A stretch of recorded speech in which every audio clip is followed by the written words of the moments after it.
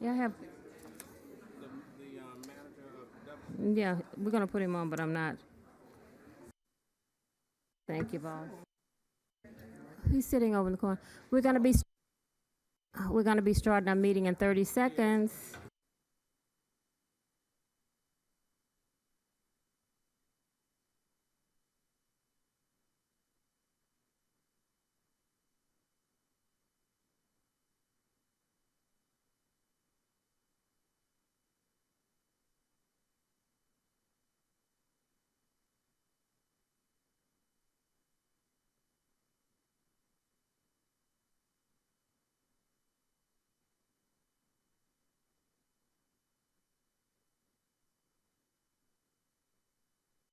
Good evening, everyone. We're reconvening to open session. Madam City Attorney, report out on closed session, please. Thank you, Madam Mayor. The council met in closed session pursuant to Government Code Section 54956.9D1 to confer with legal counsel in two matters. One of them was Camp Carson LLC versus City of Carson, case number 20 STCV 16461. No reportable action was taken. The other matter was Watson Land Company versus City of Carson, case number 19STCP 019720. That concludes my report. Thank you. Thank you so much. All right, now we're gonna go into introductions. After we hear from Captain Sheen, our next speaker will be Captain Jones. Lord, Captain Sheen is talking about me. Well, we're gonna hear from our wonderful president. So, to my staff, start getting Dr. Parham. He's our next speaker after our captain. Captain Jones, how are you? I'm great, ma'am. Good evening. Madam Mayor, Mayor Pro Tem, to all the council, city managers, and entire staff. Good evening to everyone. Here's a few updates from the station since our last meeting. Today we commemorated and held memorial for Deputy Lawrence Laviera, who was killed in the line of duty back in 1983 when he responded to a suspicious person call. So we just gave some encouragement to his family, as well as one of the retired deputies who actually was first on scene and responded to his unfortunate timely death. And so we were just learned from that call and going to make sure we do everything we can to keep our men and women in our station safe as we move forward and provide quality law enforcement services. We will be supporting the State of the City event this upcoming Thursday. We'll be having a Coffee with a Cop event at IKEA on the 25th, next Monday at 11 a.m. So we're inviting everybody out. On next Friday, we're partnering with the city to have a blood drive at the community center from 10 to 4. So we're inviting everyone to come be a lifesaver and donate blood. The next area I want to talk about, unfortunately, our deputies and our school resource deputy have been responding to a decent amount of fights between children, either at the park, schools, all throughout the city. And what we're finding is, unfortunately, there's been some adults instigating, antagonizing, and encouraging this type of behavior. So we just want to remind everyone that's not the way to solve issues, conflict, stress, anger, or frustrations. And to you adults, it's a little disappointing. You should be a little more mature. We don't want you to necessarily physically intervene, but you should look to verbally intervene, encourage bystanders or onlookers to leave the area, and be a good witness, gather information, call us, call for assistance. But just to encourage it and have kids performing this type of behavior is unacceptable. We just want to remind everyone we're more powerful together when we work as a collective unit and be a lead and be a good example. This Saturday, March 30th, our department will have a next Saturday, we'll have a woman empowering women recruitment event. So we're inviting everyone out. Obviously, we and every other law enforcement agency are hiring, but if you want to come to the best and go to the bear that goes everywhere, you want to come to LASD. So we are having a woman empowerment event. It's going to be at our Sheriff Star Academy, which is in Whittier at 11515 Kalima Road. If you want more information, you can contact our recruitment unit at 1-800-233-7889, or you can go to their social media handles, which is at Join LASD. This concludes my report. If you have any questions for me. Thank you. Any questions from my colleagues? Madam Mayor, Yes, Councilman. thank you, Captain, for another excellent report. I observed last year you were very efficient with your staff at the sheriff's station in quelling the illegal drag racing and the donuts they were spinning around on Dominguez Street in Santa Fe. Yes. So you're very successful. But I was on Santa Fe a couple of days ago going to Lakeshore. I'm a school teacher, I still part-time teach, and buying some materials, and I noticed large trucks parked in the middle of the street, and they're making a lot of noise, and that's not a heavily trafficked street, but across the street from Lakeshore are homes. And so it's pretty disturbing for the residents. Like you, if you would, to look into what we can do to approach Lakeshore and the drivers and make sure that they don't interfere with the neighborhood and be good neighbors. Maybe working with our city code enforcement together to try to work with Lakeshore and take care of that problem. If you look into that, I'd appreciate it. Will do, and we'll also try to make contact with some of the other businesses there to just remind them to make sure that they're being a respectful neighbor. Even though they have a business to run, they also have to be cognizant that we have people who also have work to go to in school and different things, and to just be respectful of them. Yes, well, thank you very much. Thank you, you. Madam Mayor. Thank you, Mayor. Councilman Hicks. Yes, and keeping in line with that, that is something that I talked to Captain Jones about that before, something we've been working on for the last several years and regarding that same community. And the homeless issue is one of the other issues that's also in that neighborhood. So I just want to say thank you for what you have done and continue to do to make sure that the neighborhood near Dominguez and Santa Fe has been given the attention it needs for the safety of the community.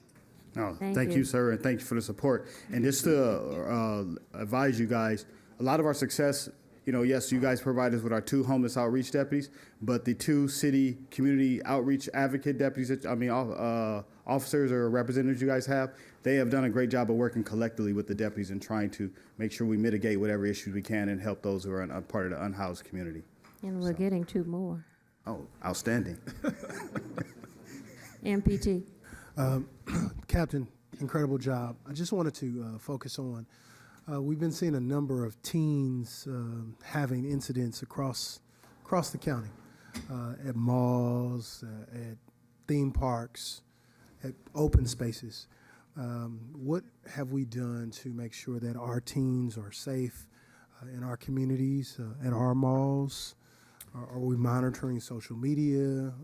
Are we monitoring things like that to make sure that we are ahead of the curve before things are happening? I do understand that most of the time these things happen, these teens, they announce it on social media before they show up. How do we get ahead of it, or do we have someone that's monitoring it on our side to make sure that we are ahead of it, that we won't be in places and spaces where these things take place? Yes. Not only are we lucky enough to have a crime analyst who's dedicated just to Carson Sheriff Station, who monitors various social media platforms as well as the black web, but we also have a department crime analyst team that works collectively with our Emergency Operations Bureau, and our team works with some of the security and police departments at some of the areas that we're aware of that these issues have had. We know that the city that to our west has had a couple issues at their major mall, and we were the primary responding unit that gave that assistance because of our training and preparation of our staff to be able to respond appropriately to those matters. Yep. Thank you, Councilwoman. Yes, thank you, Captain, for the information. And I think while we were talking about social media outlets and how teenagers are really relying on social media to communicate, the mayor and I, and also Councilman Hicks, were in Washington, D.C., and when Congress made a change in the TikTok banning, we were there. But of course, that's going to take some time. So I think some changes are going to be coming up, and hopefully that will help with our teens and social media, cyberbullying, and all that. So I think we're looking forward to that. So thank you again for everything that you do for public safety and our teenagers. So Thank you for the support. Thank you. Thank you, Captain, and we'll see you soon. Oh, we'll see you Thursday. Thank you. The next, I have an informational update from my president, your president of Cal State University Dominguez Hills, Dr. Thomas A. Parham. And we're going to be signing a memorandum of understanding between the City of Carson and CSUDH that establishes the partnership and mentorship program. Dr. Parham. Let's give our president a round of applause.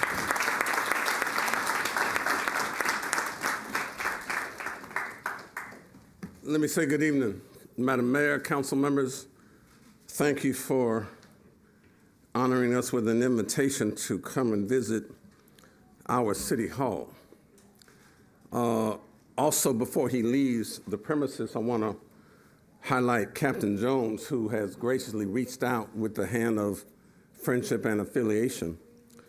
I've gone to visit that substation, connected with them, so that we have an opportunity to share things that are happening there, that we can support things that are happening on our campus that he can support, and so work hand in hand. So I want to thank our county officials and our sheriffs, and particularly in this Carson substation, for supporting us. So we give them honor and we thank them for what they do.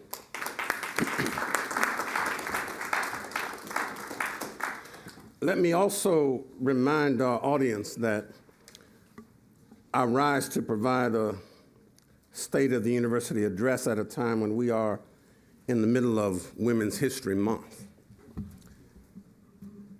And how blessed are we to have women's leadership to lead our city and to shore up a relationship that we have enjoyed, certainly during my almost 6-year tenure now as president of the university. I'm reminded of the Honorable Shirley Chisholm, who says to us, service is the rent we pay for the privilege of living on this earth. And I thank each of you for the service that you provide, Madam Mayor, for the service you have always provided, right? We are absolutely paying rent through the service you provide, so we thank you. As we celebrate Women's History Month, we ought to have a round of applause for Women's History Month and our women leaders. So as I say good evening again to both our mayor, our city council, and our residents in this remarkable city that your California State University, Dominguez Hills, is proud to call home, the city of Carson. For those I've not had the privilege of meeting, I am Dr. Thomas Parham, your president of that magnificent educational institution up the block. Madam Mayor, you and I first met as a city councilwoman and talked when you became mayor. And we agreed that we were going to do something special, something that had never been done before. And we set out to solidify the bonds between the city and the university through meaningful partnership and engagement, such as our groundbreaking Town and Ground Alliance. I went back in the annals. I can't see a Town and Ground Alliance in the history of the campus since 1960, right? A little bit before the incorporation of the city, but nonetheless, I'm proud you and I were able to get that done. This is a relationship, ladies and gentlemen, that the leaders of both the city and the university have envisioned over the years. And there's long been an informal understanding between the city and the university, with special events and programs being jointly celebrated. But what we do now is just a hair different. We've elevated that. So rather, this is a promise to partner more regularly, very purposely, very intentionally, towards the benefit of both the residents of the city and our students in the Turtle Nation collectively. There are only 23 California State University campuses throughout the state, from San Diego in the south all the way up to Humboldt in the far north. But Carson is the home to one of them, our university, and it's on a trajectory that other institutions of higher learning now want to emulate. Your California State University, Dominguez Hills, is no longer the best kept secret in the state or, in fact, even the nation, as we arrive in Washington, D.C. and federal agencies and the Vice President's office and other places, as we try to become that model public urban university, not only in the state but the nation. In 2025, your California State University will be celebrating 65 years as a university. A few years after it was first established, you remember in Rolling Hills Estates, the campus was relocated to the city of Carson, and the Dominguez ran specifically, not only to be in the community, but to be of the community. Let me remind us again, there is a difference between being in a community and being of a community. We pride ourselves on being of a community. And together with the city of Carson, your university will continue to meet our mission of educational access, educational equity, and social mobility. That if you look at CollegeNet and some of the other surveys, we now rank #1 in the nation for social mobility, right, for our students. That sounds like an applause line too. But understand what you're applauding for, ladies and gentlemen. Our partnership between the university and this city, under the leadership of this mayor, has led to our occupational therapy students and faculty developing the community-based health enhancement lifestyle program at the Stroke Center at the Juanita Melander McDonald Community Center right adjacent to the City Hall building, which is part of a wellness clinic for senior citizens here in the city of Carson. What we are doing is making a difference. One of your leading initiatives, Madam Mayor, the Carson Small Business Growth Academy, has been implemented by our College of Business Administration and Public Policy faculty as part of our CSUDH Innovation Incubator. And we are now working with our 4th cohort of Carson business owners, trying to create entrepreneurship that is making a difference in the community. The goal is to help Carson small business owners and residents, particularly entrepreneurial spirit ones, help their companies and concepts scale toward achieving outcomes here in Carson. And so it's been great to see, for me, members of the small business community on campus regularly, not just participating in class, but becoming part of the campus community.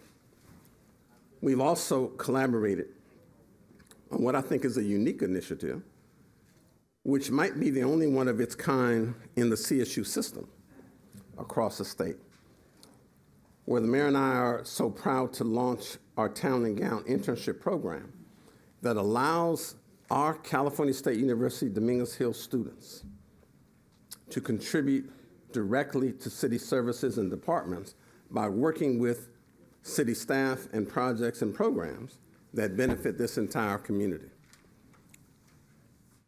That was a line item you put in your budget. We didn't just say what a wonderful idea, but anchored it with the resources necessary to support that initiative, right? It takes vision, but also courage. We thank you for that. And these internships, by the way, are nothing new, but the Town and Gown program takes what our students are learning in the classroom and implements them in real time in ways I think that impact the very community we are living and learning in. I think those are important. And go ahead, take a message. I'm busy right now. But I want to thank you, Madam Mayor and City Council, for investing in our students, because your California State University Dominguez Hills aims to provide, right, to 8 total students with a comprehensive immersive learning experience that spans an entire academic year.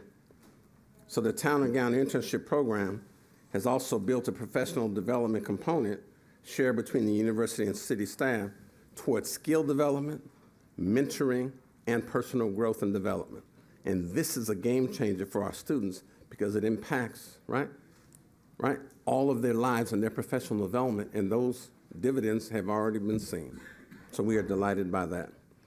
So before I end my remarks, members of council and Madam Mayor, I'd also would like to provide you with a quick update about what's happening at your university up.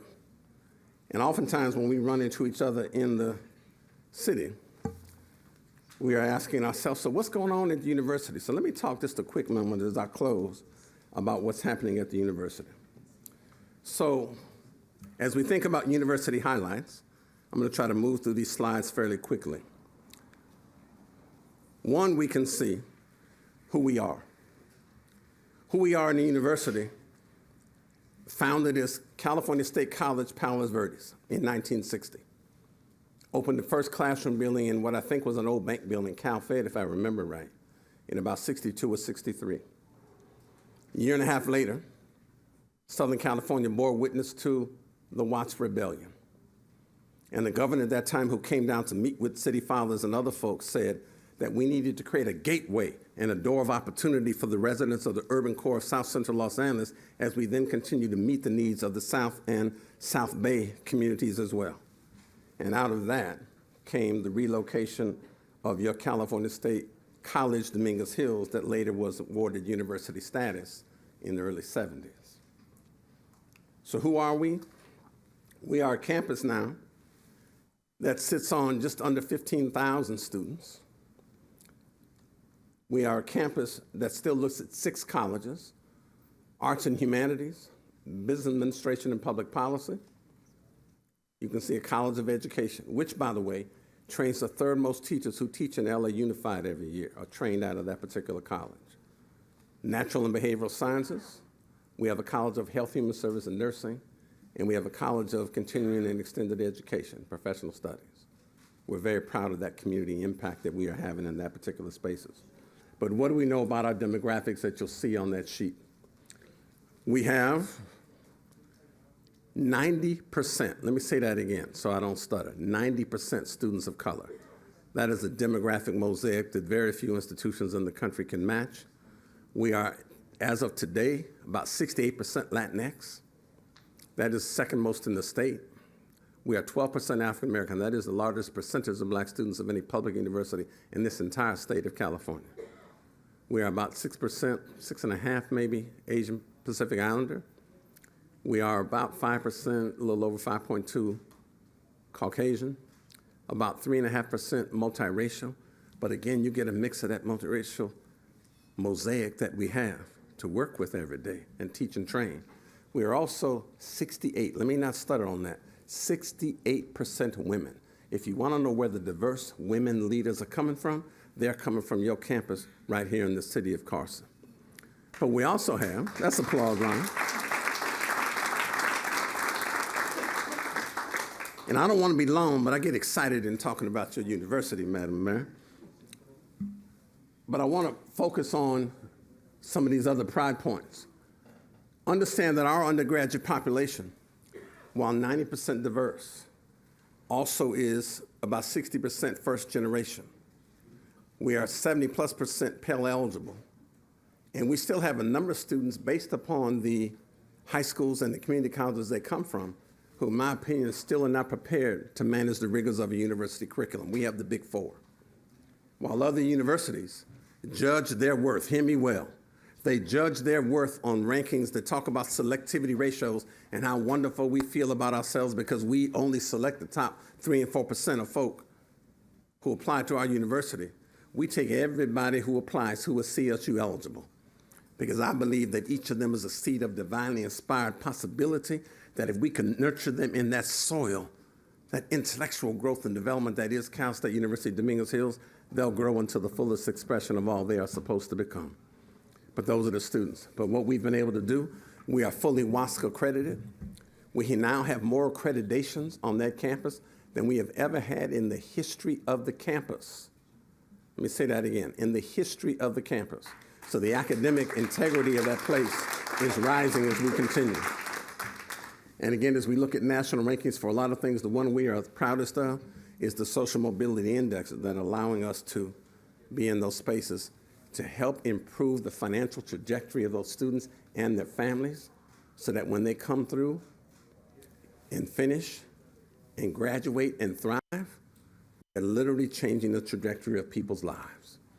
Madam Mayor, I rise to talk about 81 total academic degrees, 54 undergraduate degrees that we have, 26 graduate degrees, and our first doctoral program in occupational therapy with 2 on the burner. One will come in this fall with a doctorate in education, and one probably 2 years out in a doctorate in nursing practice. So doctorate degrees are typically the domain of our colleagues in the University of California. But as we seek to meet the workforce demand, as we seek to address what it is that the people want and need, we are prepared to step forward to do that, and that is what we have on the radar screen to be able to do. Who are we? We are a campus, as you look at the demographics, as I talked about, is particularly that, but that students of color mosaic is fine. When we are in a time when the rest of the country is ripe with divisiveness and just craziness, unlike you can see, where people are choosing up sides and denigrating each other because of their space, we seek to create an environment where people can respect the dignity and humanity of every member of the human family. That's what we ought to be doing on educational institutions. And as we seek to bring to the forefront the issues that should become the topics of critical discourse and analysis in our narratives, that is what you'll continue to see in the programmatic initiatives we foster at your university. Let me also say that as we think about our student demographics and our applications, our enrollment trends are starting to experience what the rest of the state has already experienced and what the rest of the nation is clearly going through, in that enrollments are declining. Now, we should not be surprised at the decline, but know that we are working to try to bolster those enrollments as well. And there are a number of factors that relate to that, which we don't have time to get into tonight, but if you have questions, I'll be glad to answer that. But we've also now, with the graduations that we have, boasted better than 115,000 alums, 60% of which live within a 25-mile radius of the campus. So if you want to know where the workforce of this region is coming from, they are coming from universities like your own California State University, Dominguez Hills. I'll pass through this quickly that just highlights again our rankings in the space as we look at that mobility index from CollegeNet in 2023 at the end. Number 1 in public universities in California awarding bachelor's degrees to African Americans by diverse institutions in higher ed. 3rd in the nation for the lowest student debt. I want to put an asterisk by that. Those who come to the California State University system, it is the largest system of public higher education in all of America. We take a backseat to nobody in that space. But 50% of our students in the Cal State system graduate with 0 debt. 0. So when we talk with our students and our families about education not being affordable, that is not the case in the CSU. And of those folk who do have some measure of debt, the average debt is not these predatory loans where you're owing $300,000 and $400,000, $200,000, $100,000. The average debt for our students is just a shade over $15,000. So if you think about coming out with a job and a BA degree and a 4-year degree that then has a nice job that can pay that, student loan debt is the lowest you can finance and got 10 years to pay it off, we think that the best investment people can make is investing in themselves. And so we love that. So we are proud of those particular rankings that you'll see. Let me also talk about the academic growth. I've talked about we have new programs in art history, biophysics, new elements in dance, design, exercise science, language, and linguistics, new master's programs through our business school in accounting, teaching English as a second language, and again, new professional doctorates in occupational therapy that we entered our first cohort last fall, and ed leadership. That doctorate will start this fall coming up. So we're excited about that with nursing practice probably 2 years away. As we think about reputational growth, we are fully accredited by WOCS for a maximum of 10 years, not 6, not 8, but a full 10 that happened in 2018. Now, the strength of that university is there. There are a lot of folk who went up for accreditation at the same time we did. And particularly when you have a new leader coming in 2018, as I was coming from the University of California, that's an automatic almost 8-year because they aren't quite sure what that leader is going to do. But aren't we blessed that the strength of that institution and the recognition of a new leader coming in allowed us to be awarded a full 10-year accreditation by WASC, right? Your College of Business Administration spent 27 years, 27, being not accredited. And they heard from a president and a provost and a dean that simply said, I'm used to a different standard of excellence. And I applaud my faculty who dug in and dug deep and did the hard work so that when AACSB came back and accredited a full accreditation that they received, that is gold standard speak for business schools in the nation. So we are proud of that. And again, our journalism program has also decided we need to do the same thing. So they now have earned ACE JMC accreditation as well. We are excited about what's going on. Again, we have more accreditations and more beside what you see than we've ever had in the history of that particular campus. We also have talked about growth of the campus. The infrastructure on campus is something we needed to change. And so what you've seen is a new science and innovation building on the left.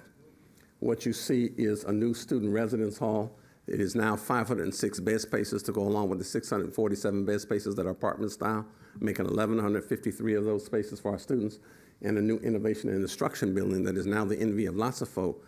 So we have folk wanting to throw retreats in there. We have legislative folk who come down to have meetings. We have lots of different programs that go on in those particular spaces. But we've also got some new things going on, and I want to highlight an individual who's in the audience today and invite her just to stand real quickly. Any leader understands that, right, they're only as good as the work produced by the people who work with and for them. And I have one of the best people who is our chief financial officer, but also our vice president for admin and finance, who really shepherds a lot of this building and infrastructure update. That is Vice President Deborah Wallace. If you would stand up and take a bow.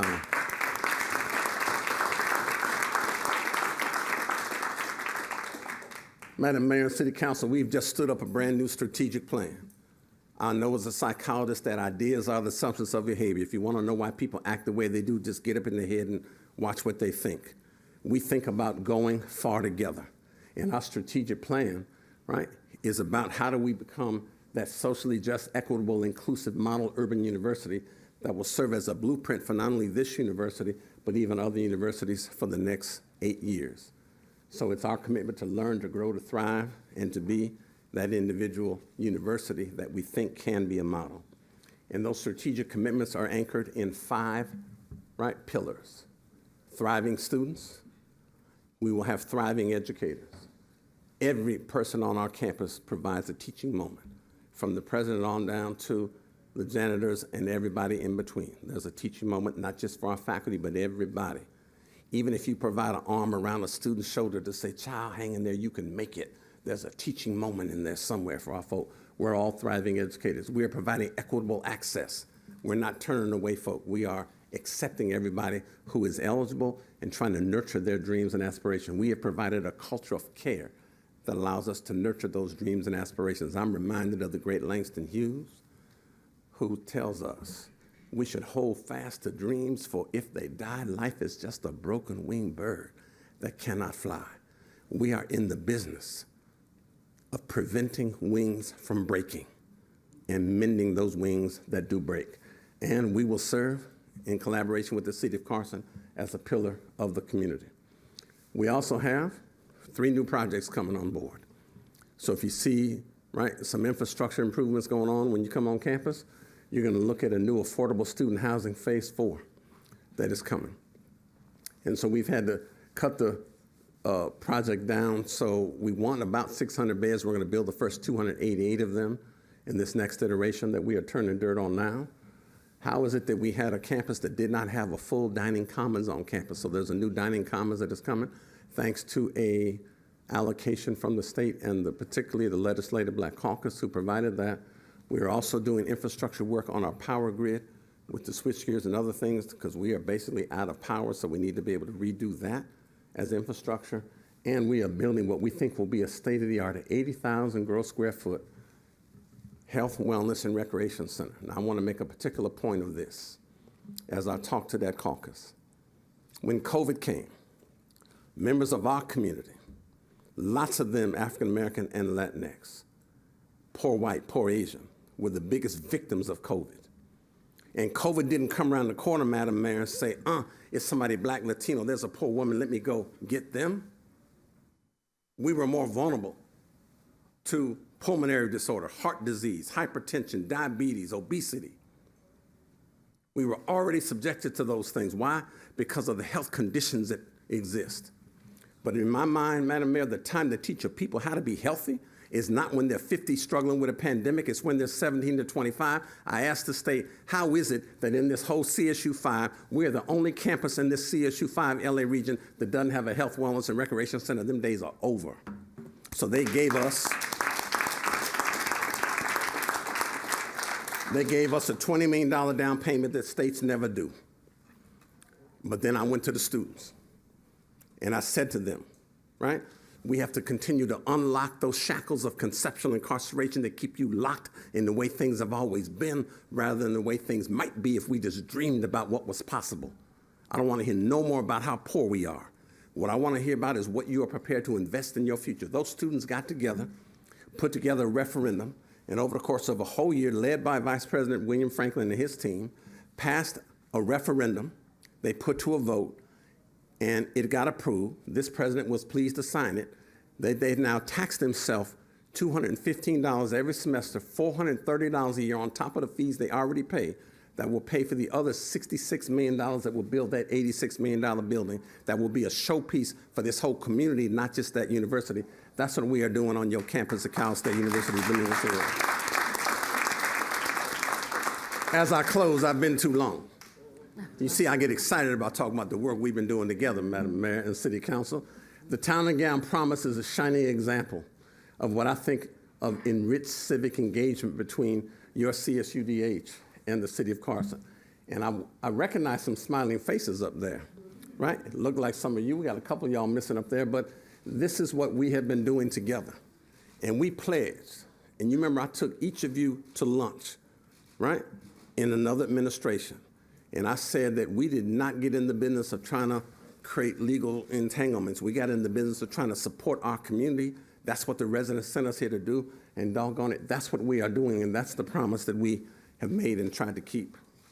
And so if you think about then what happens, right, in terms of that Town and Gown Promise in action, our girls' basketball team was honored at City Hall last year. This is a women's team last year who not only won the conference, won the NCAA's Western region, but went to the Elite Eight nationally for Division II teams in the space.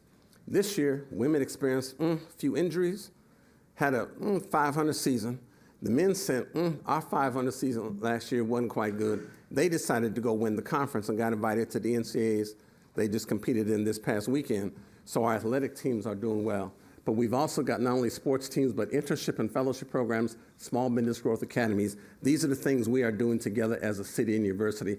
That is the best way that we talk about a town gown promise. And all I can say, right, for all the Toros in the house is go Toros. We are proud to be the university in the city of Carson. Go Toros.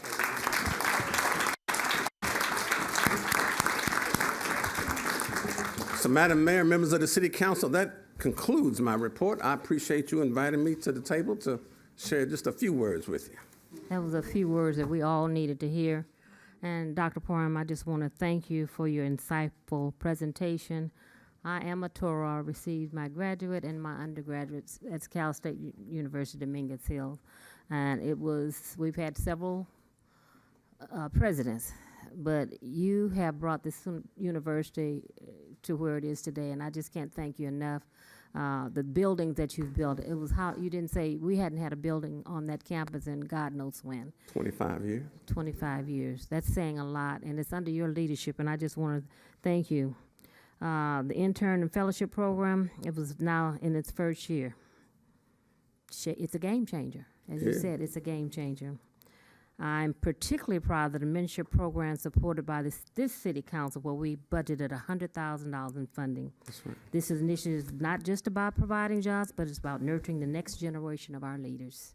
I'm looking forward to further partnership with Cal State University Dominguez Hills to continue what we started over 4 years ago, and that's an open door for our students and a good, positive working relationship with the city of Carson. This is something we've been talking about it, but you and I together have made this happen. And tonight we have a few of our interns here. Are they all here? Kendra Weaver? Come on up, sweetie. Hello, peeps. Ashley Morales. Ashley, come on down. Nakia Bryant. Is she here, Nakia? Okay. Jermaine Tisby. Catherine Valdez. She's not here. Rihanna Rivermonte. And Joy Griffin. We're going to do a photo op before we go do a memorandum signing. And I want to thank again the Cal State University staff. President Parham, what can I say? You are the man. David Gamboa, whom I call President, you always say he's like American Express, you don't leave home without him. I don't leave home without him. That's David Gamboa. Nancy Gonzalez. Derek Mims, known him all his life. Brenda Mendez, stand up guys so we can see you. Tanya Cook and Jennifer Hernandez.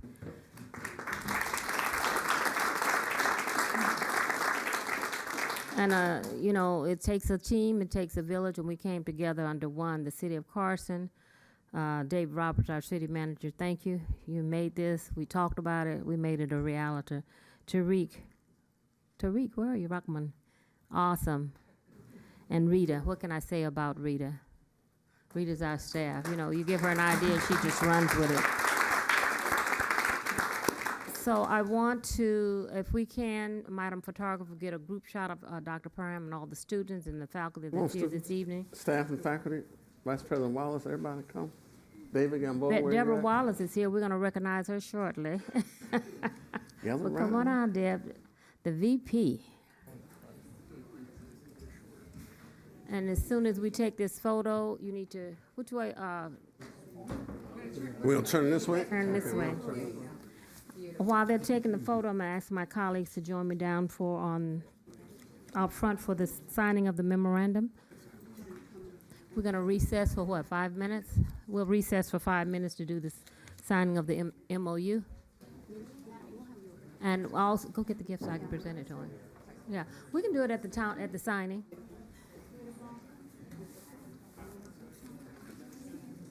They're here. Dominguez Channel is here. Mind your window. Gotta be in the gap. We're gonna meet in the lobby area for the signing of the MOU. Horns up. So take that and then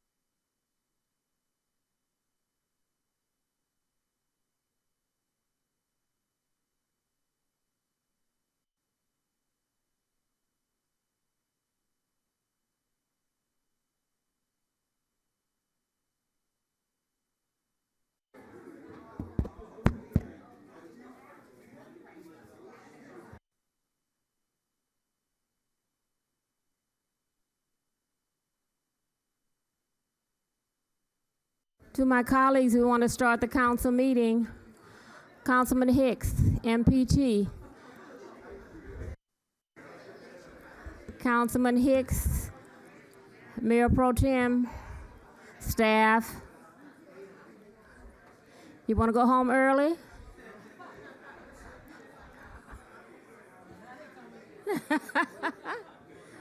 If you want to go home early, we have a few more presentations.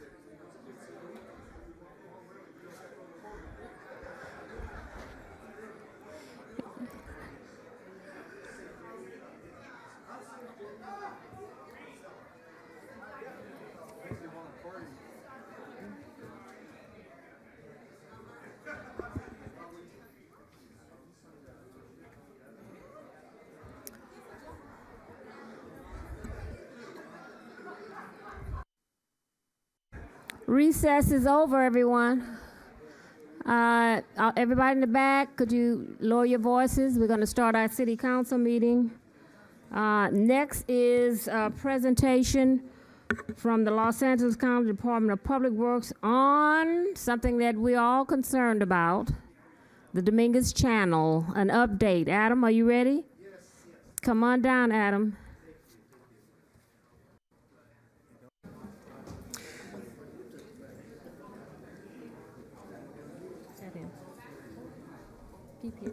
Yes. Adam. Yes. Your Madam last Mayor, name again? Madam Mayor, member of City Council, staff. My name is Adam Ariki. I'm here actually on behalf of Director Pastrella. He came last time. He's tied up today. I'm the Deputy Director over the water service area at LA County Public Works.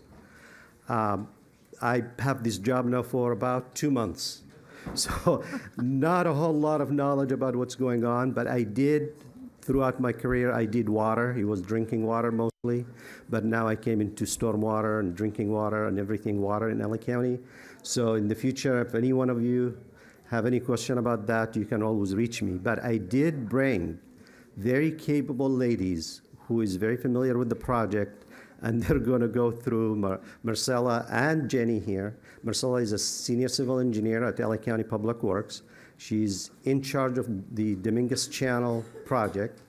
And then Jenny is her supervisor. And I'm sure they are more than capable to answer all your questions. I will be happy to step in if needed. I know a little bit, enough to be dangerous, but I promise I'll learn. Next time I show up here, I'll know a lot more than what I do about this project. You have 3 months to prepare. I will go ahead and introduce Jenny. Thank you, Jenny.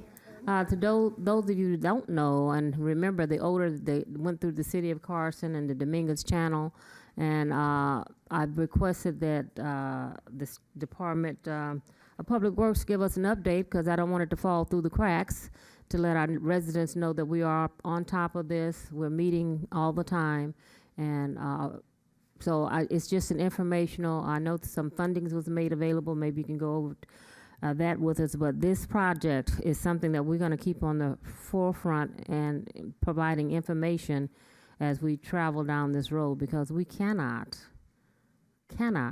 have that happen again. And people were concerned that I didn't know that it was not the city of Carson's channel. So I'm going to turn it over to you, and you can fill them in. Thank you. Thank you so much, Mayor and council members. Good evening. Very happy to be here with you tonight. Thank you, Adam, for attending with our team here. And so my name is Genevieve Osmania. I'm a principal engineer, and I oversee watershed planning for all of the watersheds on behalf of Public Works. And I did bring my team member, Marcella Benavides, here, and she's the senior project lead over the Dominguez Channel watershed area. So that's the team that you have here.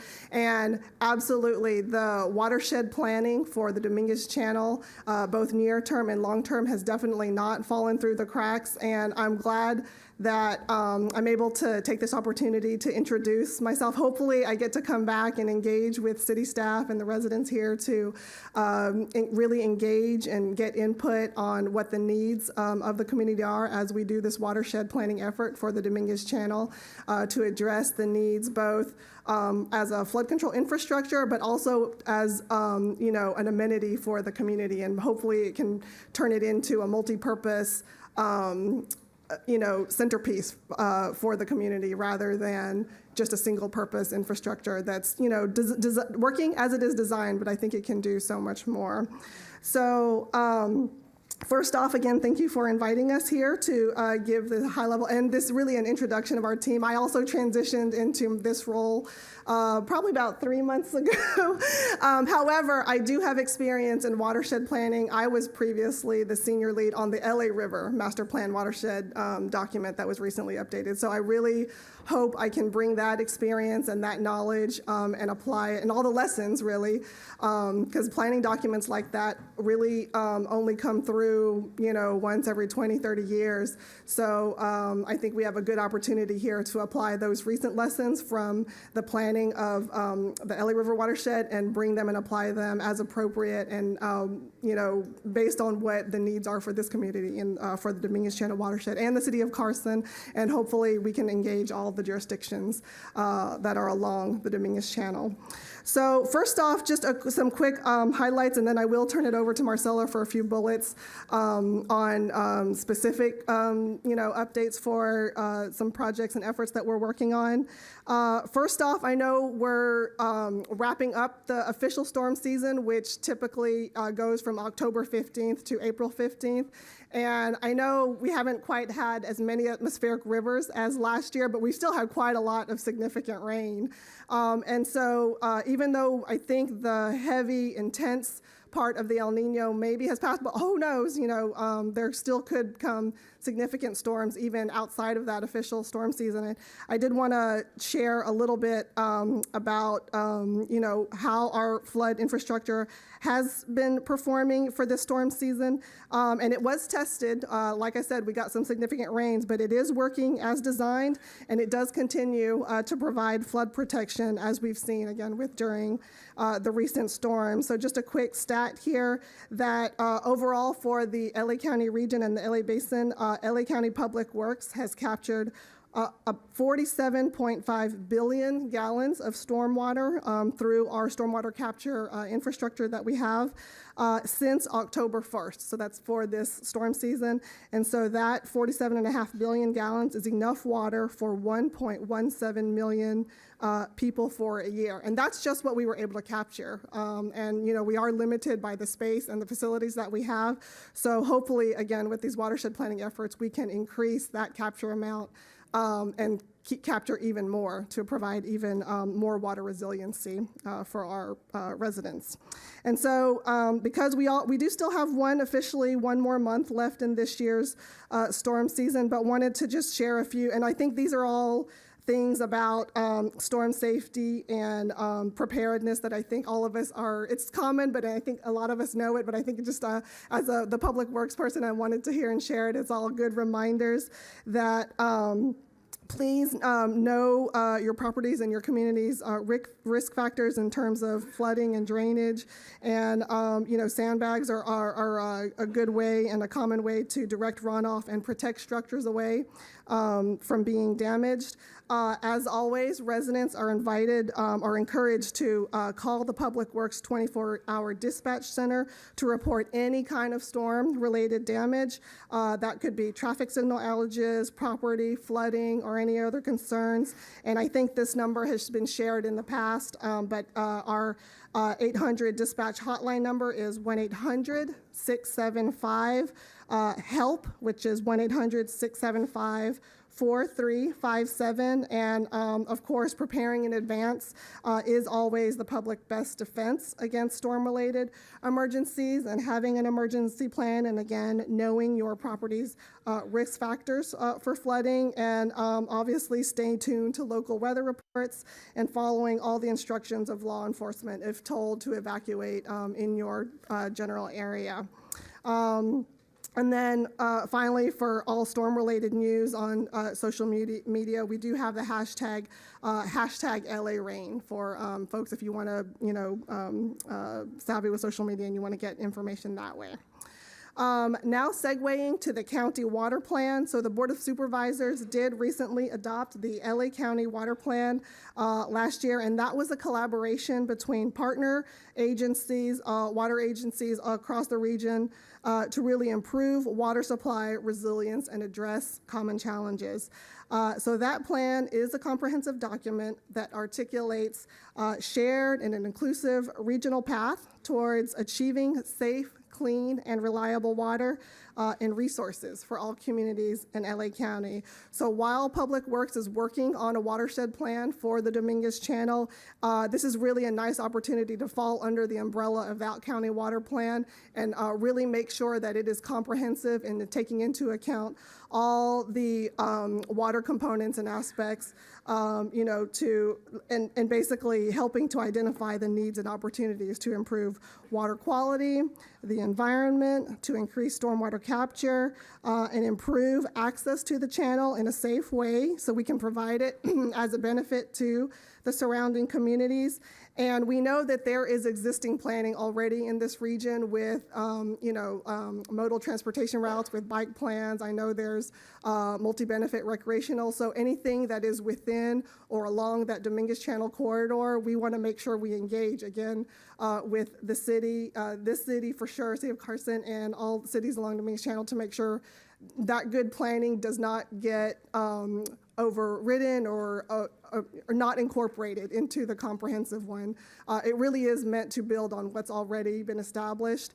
And I think I understand, again, I'm trying to get up to speed on things that have already been developed for this community. I believe there's a desire to have a connected bike path or urban greenway so that there will be a way for communities to really enjoy, and hopefully we will turn and provide some urban greening recommendations so that when that connected linear greenway, pedestrian way, hopefully becomes realized, that it is connected and it's not like in segments and you don't have to. So there's feasibility required for that, and we're committed to looking to find a way to make it as connected as possible, and connecting, again, all the existing pieces for paths that are already either existing or planned for the city, and filling in the gaps where needed. Okay, so I promise I'll get to the Dominguez Channel efforts. We do continue to monitor water quality and to also work with agencies, including the Air Quality Management District and the LA County Fire Department Health Hazmat Division, when incidents occurs, and really make sure our response is immediate. Again, Mayor, to make sure there's never, ever an incident like what happened before. And the county and the city will continue to work jointly to seek federal resources, partnerships, and funding improvements. So we're committed to doing the plan, but to actually build the plan, that's going to take collaboration and funding and commitments. And that kind of segues to, I think, what was mentioned earlier, that with the assistance from Congressman Woman Berrigan, we were able to get an authorization in the previous WERDA, U.S. Army Corps WERDA 2022 legislation for the U.S. Army Corps of Engineers to assist with design and construction of environmental infrastructure project in the Dominguez Channel. So there is a mechanism through that legislation to go and seek funding to help specifically with improvements for Dominguez Channel. So I think we really want to make sure we are collecting data right now. A watershed plan like that typically takes 1 to 2 to 3 years to make sure you get all the data, collect all the input, and make sure it is comprehensive. But we want to make sure that's in place so that when that funding becomes available, we have a document that says, and this is what we're going to go spend it on, and we have a plan. So that planning effort is underway. Again, we continuing the efforts in federal funding, and so our first step to go and seek specific funding from that legislation, we did send a letter of intent last November in 2023, and that's basically our commitment as the lead agency or sponsoring agency here for the Dominguez Channel, basically saying that we have an intent to go and develop a scope, and we want to go seek a portion of that funding for these efforts. And so that was submitted last November, and in December, the city actually did provide a letter of support to help with that, and we really, really want to thank you for your support as we continue to seek that federal funding. So we are currently still waiting for a response for the U.S. Army Corps, and our leaders and our management in the county, every opportunity that they get in their discussions and meetings are looking to make sure that's not forgotten or sitting,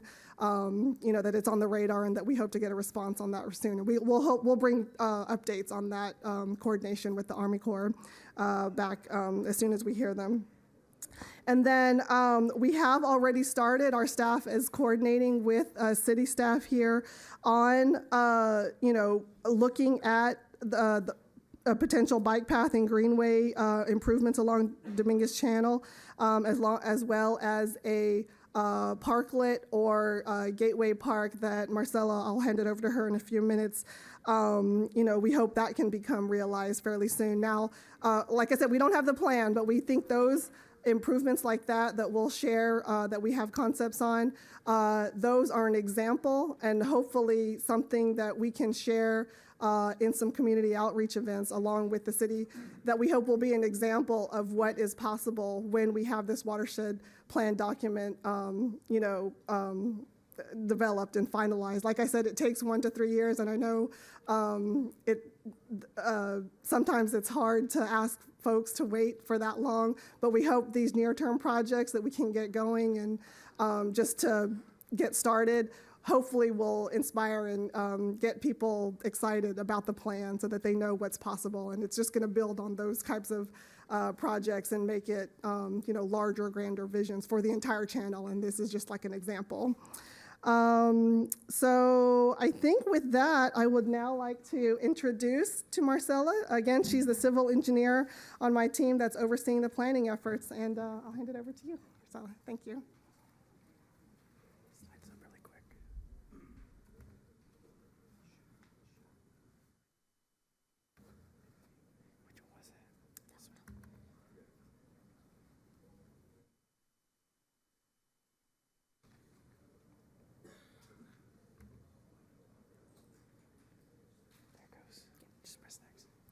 Thank you. Good evening, Madam Mayor and council members. Thank you, Jenny, for the introduction. So as previously mentioned, County Public Works has been developing conceptual plans for the Greenway Parklet that incorporates feedback received from constituents. This is just the first step. As Jenny mentioned, we are working on something bigger, a bigger plan that will improve the Dominguez Channel and the watershed around it. So over here, I have a concept of the Greenway Parklet. This is located just south of Del Amo Boulevard on the east bank of Dominguez Channel. And to the right, you have Dominguez Del Amo Channel. So this concept consists of a parklet that would be accessible from Del Amo Boulevard and provide ADA accessible paths and nature trails through a native plant community. The concept maintains an asphalt path around the parklet along Dominguez Channel and Del Amo Drain, which could be employed by the city's proposed bike path along Dominguez Channel. The parklet could serve as a gateway to the city's bike path and a rest stop for people utilizing the bike path. County Public Works has also been thinking about potential ways to improve other areas along Dominguez Channel. We've been looking at potential greenway elements that could complement the city's proposed bike path along the channel, and we will be coordinating with the city. The images here show some ideas for potential shaded rest stops that could be utilized by people walking, running, or bicycling along the channel. Dominguez Public Works will continue working with city staff to advance these type of improvements and also look for opportunities to partner and leverage these complementary efforts. County Public Works has been coordinating with city staff on our participation in a community outreach event next month, and hopefully another one shortly for the Greenway and also the Greenway Parklet. So thank you very much, Mayor and council members. Thank you. I have a question. I heard you say community outreach. Is there a date and a time that we, The community meeting that we're looking at to coordinate with the city on is the April 18 Active Transportation Plan meeting that's being hosted by the city, by the city, and where? First, we're hearing about it. Veterans Park. Is that Veterans Park? And what kind of outreach are you doing? You're just contacting the residents in the because Veterans Park is so far away from the channel. I'm just. So I understand that this meeting is part of the city's active transportation plan efforts.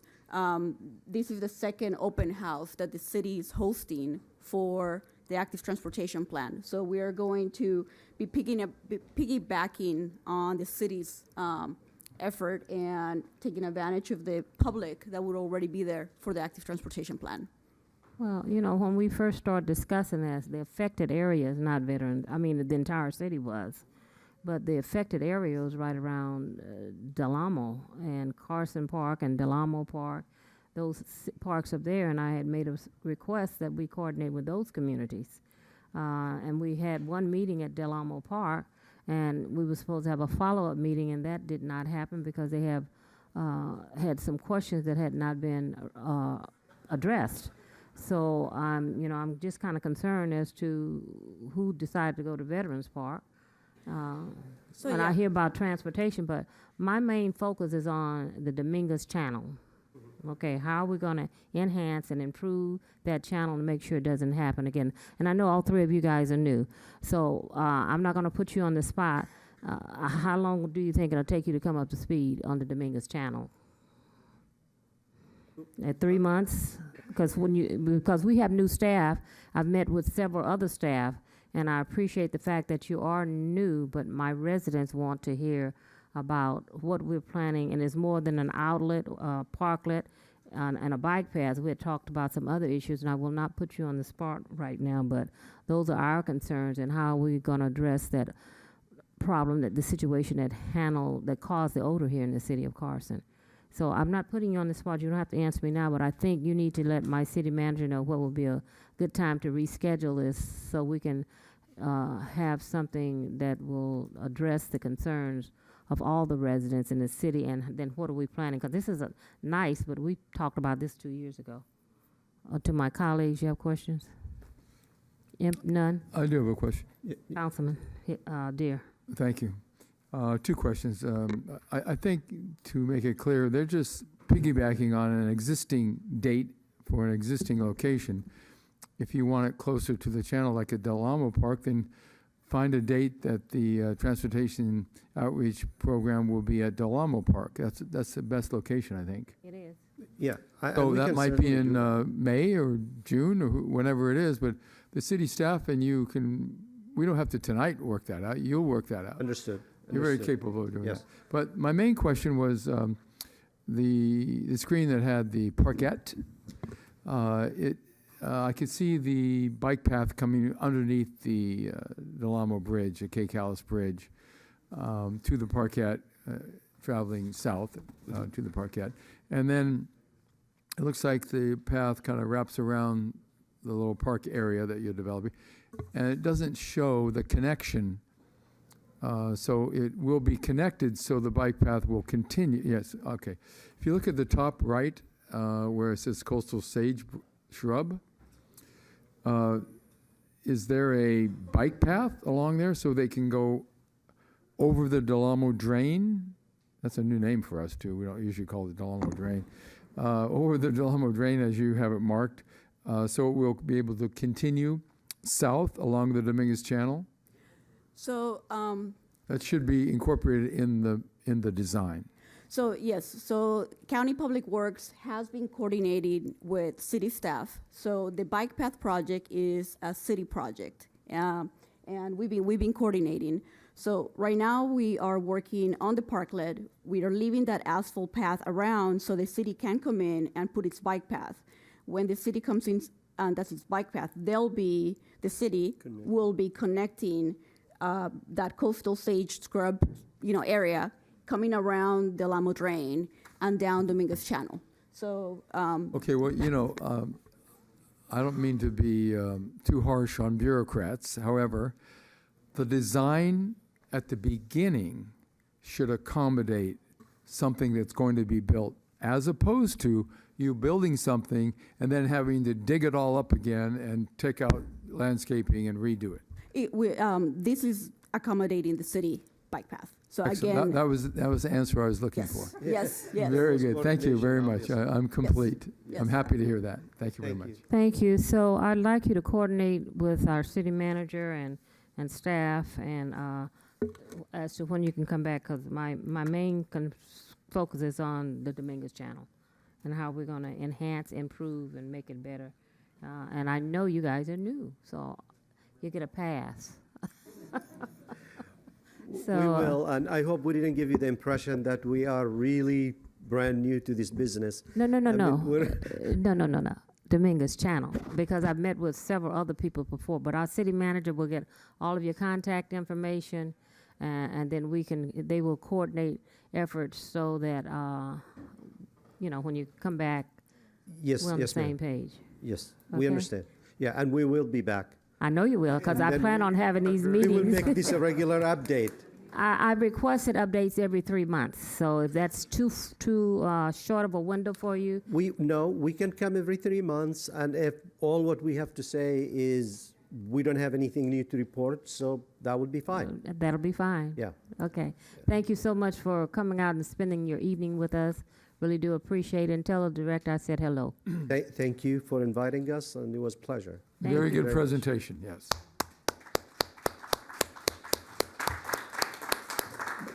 We have a quick presentation from, introduction from the manager of the Doubletree, Julio Flores. You want to come on down?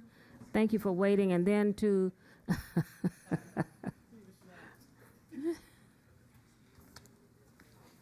Good evening, Madam Mayor. Is this on? how are you? Good, how are you? Welcome aboard. Thank you so much. Our introduction today is really just to say hello to everyone, to make sure that everyone knows who we are. My name is Julio Flores. I met some of you already. I'm General Manager at the Doubletree Hotel right across the way. And this is Carol Nunez, our Director of Sales. So we just wanted to make sure you guys knew who we were. We're here to serve the community and still be partners of the city of Carson. And we've been so focused on keeping the hotel busy as far as occupancy. We've had great groups come in, such as airlines, entertainment types of business. When we keep the hotel busy, we get them spending more money in Carson as well. All right, so here we are at your service. We also come bearing gifts, some Doubletree cookies for you. Ooh. So, Yes. You come So, back if next there's- meeting also? yeah. So if there's anything you need, please let us know. Most of you know where to find me, but if not, I'll leave some cards at the front as well. All right. Well, one suggestion, if you're going to give the cookies to the council members, don't give it to the staff first. It may not get It all may- the it way may up not here. get there, Because they're right? so good. Yep. They're delicious. But if you guys want Kidding. more cookies, come see us. They're free. I'll give them Madam to you. Mayor. You know I walk through there all the time. Okay, to our city manager, I'm gonna jump around a few items because our union brothers are here and sisters, and I wanna, but Councilman Hicks has a question. Yes. But to our city manager, I know you're in the back, I need you to come up front, Mr. City Manager. While he's on his Councilman way Hicks. up, the quick question was, I know that you guys have in the Tesla Yes. charging stations. Are they operational? When are They're they going not to come? operational yet. We've been on it since I started. It's in the design process, redesign process, because they have to add a transformer to the site. Okay. So that's where we're at with that. Because I know the residents have been asking, and because they Yeah. saw it coming in, and then it's like stopped. And I'm saying, if ever I get the opportunity, I'm going to ask Yep, absolutely. what happened to the Tesla charging station in the It's process. still coming. It's on the desk of Edison right now. Okay. Yeah. Thank you. Thank you for coming over. You guys, have a And great thank night. you for the cookies. Absolutely. For council. Pass it up. They're gone. Get that bag. They're gone.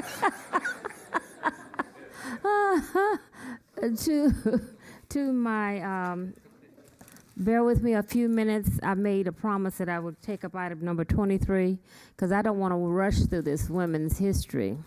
Okay, my beautiful recipients. So, item number 23. Is it 23 or no? It's item number 22. Consider introduction of first reading of a by title of an ordinance number 24-2406, an ordinance of the City Council of the City of Carson, California, adding section, you can take over from there, Mr. City Manager. Thank you, Madam Mayor. So item 22 is a discussion item. As you stated, Madam Mayor, I apologize, and pull it up here. I know I've kind of skipped around, so we're going to go back after we do this, all communication for items listed on the agenda, okay? Okay, no So problem. anyone that wants to speak on, we're going to do this first because they have to leave. Oh, yeah, we're going to finish this.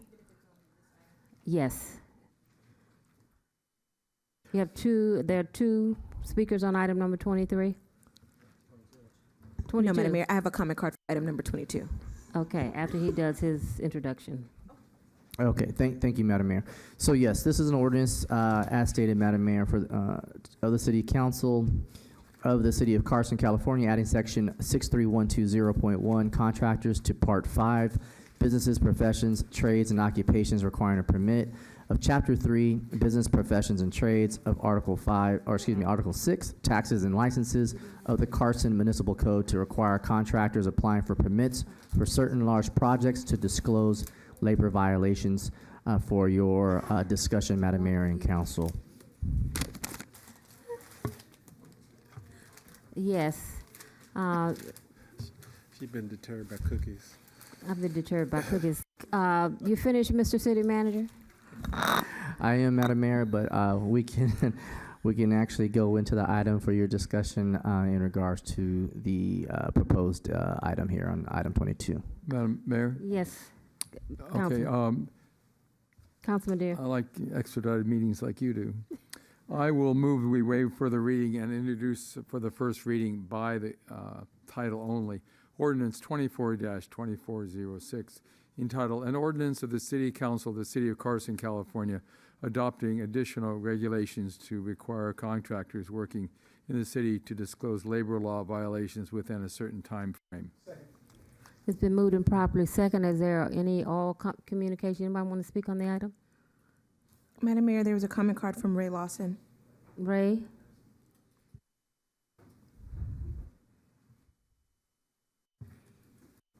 Good evening, Madam Mayor, Carson City Council staff. My name is Ray Lawson, and I'm a representative for the Western States Regional Council of Carpenters.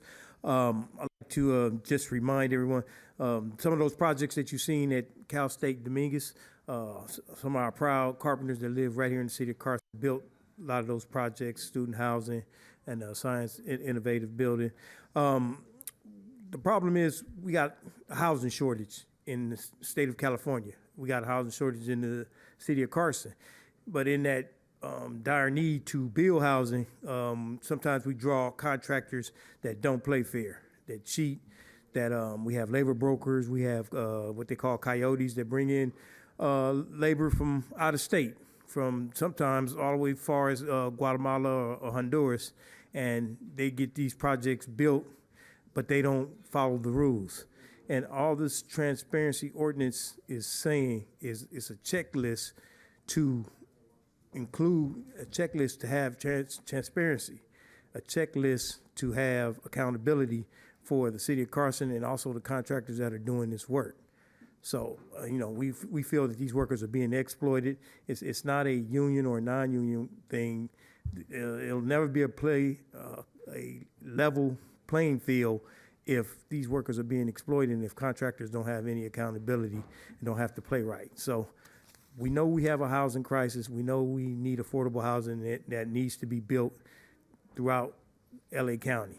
But we respect and we honor the fact that Carson is stepping up to do something about it, to see that the people that build this housing, the contractors that do the work, are responsible and they are accountable and being transparent. And this is the first step, the first part of the discussion to get that, to see that happens. So thank you for your time and thank you for hearing me out. Thank you. Another speaker card, Madam? Madam Mayor, not for this item. Not for this item. Okay, is there any discussion from my colleagues? Hearing none, it's been moved and properly second. Cast your vote.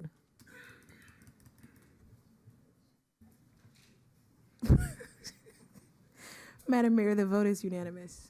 All Thank the you. clicking. It's unanimous. Okay, where am I on my agenda? That's taken care of. Thank you for coming out.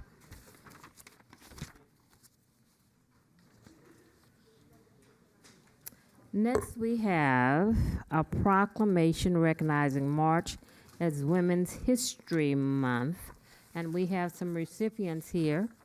And I just want to say that before we go down, I'm honored to stand before you and celebrate Women's History Month here in the city of Carson. This month provides us with a valuable opportunity to reflect upon the countless contribution that women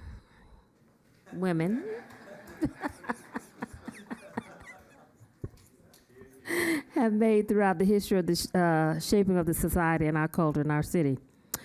Everyone knows that I was the first, I always say female, they have African on here, but I want to always say female because I represent all the females, all the men, all the women. I just happen to be a woman, okay? It's a good thing. And I've always put a lot of emphasis on issues that affect women in the city of Carson. We have over 800 women that participate in our annual women's conference. We have all of our commissions that's made up of women. I'm seeing a few here tonight, and we're going to honor one. But we're committed to fostering an environment where women are empowered to thrive and succeed. We will continue to advocate for policies that promote gender equality, support initiatives that uplift women and girls, and amplify the voice of those who have been marginalized and underrepresented. And I urge each one of you to join us in honoring the women that we're going to honor here tonight, not only by word, but in your actions and your deeds. Joining me tonight are all my colleagues. I've asked each one of them to bring forward a recommendation of a woman that we could honor tonight. And so we're going to be going down to the podium and recognizing women. And I also want to thank our Arlene Rojas, our councilwoman, Dr. Khalil Bradshaw, our city clerk, and Monica Cooper, and our fearless city attorney, Sunny Sultani, for the work that they do to uplift women. These are the four ladies that are sitting on this dais, and there are many that make up the ranks. You know, our chief of staff, as I call her, our council aides, and all the women that are in this department, and that's something that my city manager knows that I'm very passionate about, is a diverse workforce. And so I know we hired just our first female, was it in Public Works? She's a tree trimmer? She's a tree trimmer, I read that. So we are putting the staff, the management team understands the importance of having a diverse workforce and recognizing and uplifting the females that are in the city of Carson. Because I'll say it real quick, Arlene, when you want something done right. Put a woman in charge, that's right. What did you say, Counselor? I said put a woman in charge if you want to do it right. So please, my colleagues, join me in front of the dais, and we will recognize our honorees.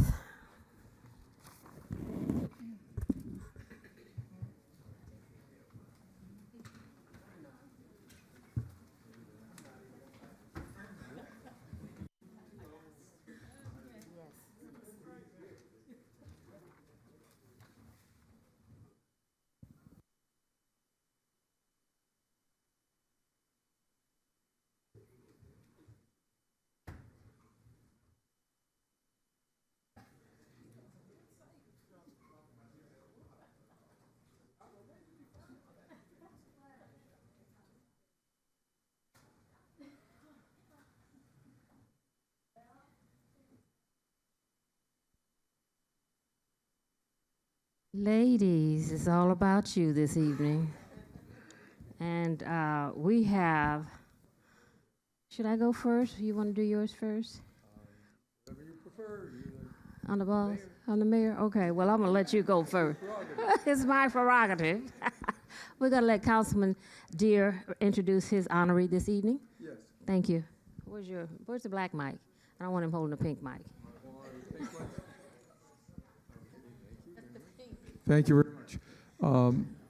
My honoree, unfortunately, is ill, so she isn't able to attend. She's not available, but her son is here. Okay. And so ask her son to please come forward. Mr. Rojas. And so we'll have you stand in the middle. Pet Rojas is an example of the American dream coming true. An immigrant from the Philippines, she and her husband, Ray Rojas, built a very, very successful business in Carson that spread from Carson to Northern California and even created product that was sold around the world. And all that in Carson, California. So they own a restaurant, and I do a little commercial here, called Manila Sunrise. It's on Main Street. How many have eaten at Manila Sunrise? Okay. Well, the rest of you, you have a treat. You should find it. It's very easy to find. Just 2 blocks or a block and a half south of Carson Street, on the east side of the street, right next to St. Philomena Catholic Church. You can't miss it. Manila Sunrise is a restaurant that also that owns some land around it, and they rent out to other businesses. So they're an entrepreneur family. And you run the restaurant in Sacramento as well, right? That's my brother. Your brother does that. JR does that. Okay. Okay. So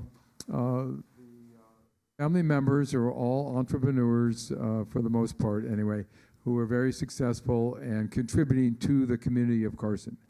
So I chose Pet Rojas. Hello? Okay. I chose Pet Rojas because she represents an immigrant that has become very, very successful. Hello? Okay, staff. Battery here, huh? You got a low battery? Holding it away. Okay, hear me okay now? All right. So the business became very successful. Again, it's Ray Rojas and Pet Rojas, the owners. Ray unfortunately passed away a few years ago, but Pet continued to operate the business with her family. And it's something that many people dream of when they immigrate to America. They dream about making the American system, which is us, work for them and be successful for them and their family, and therefore successful for the community. She's an example of someone who not only is a smart business person and very successful, but more importantly, she's very blessed to be a person that her full intention is to help others. I believe that's God's work. We should all be thinking about how to help other people become successful. I'm a school teacher. I teach that to my children. You want to be successful in life? Oh yeah, Mr. Deere, I want to be successful. This is how you do it. You help other people become successful. That's a great lesson to learn. And Pet is an example. She's a role model for other women in our community. And Pet Rojas is someone who contributes not just to St. Philomena Catholic Church, but to other charitable endeavors. She's very generous, very gracious, successful entrepreneur. And her son, Rainier, is here to say a few words as well. And you don't have to give a long speech, but tell us a little bit about your mom that maybe we don't know about. I think you summed up everything that you, more than enough words, but obviously she wished she could be here. She's honored to receive this award, and I'm just happy she's been serving the community of Carson for over 40 plus years. So if you guys ever want to come and eat some good food, come to Manila Sunrise. Cheers, guys. Thank you.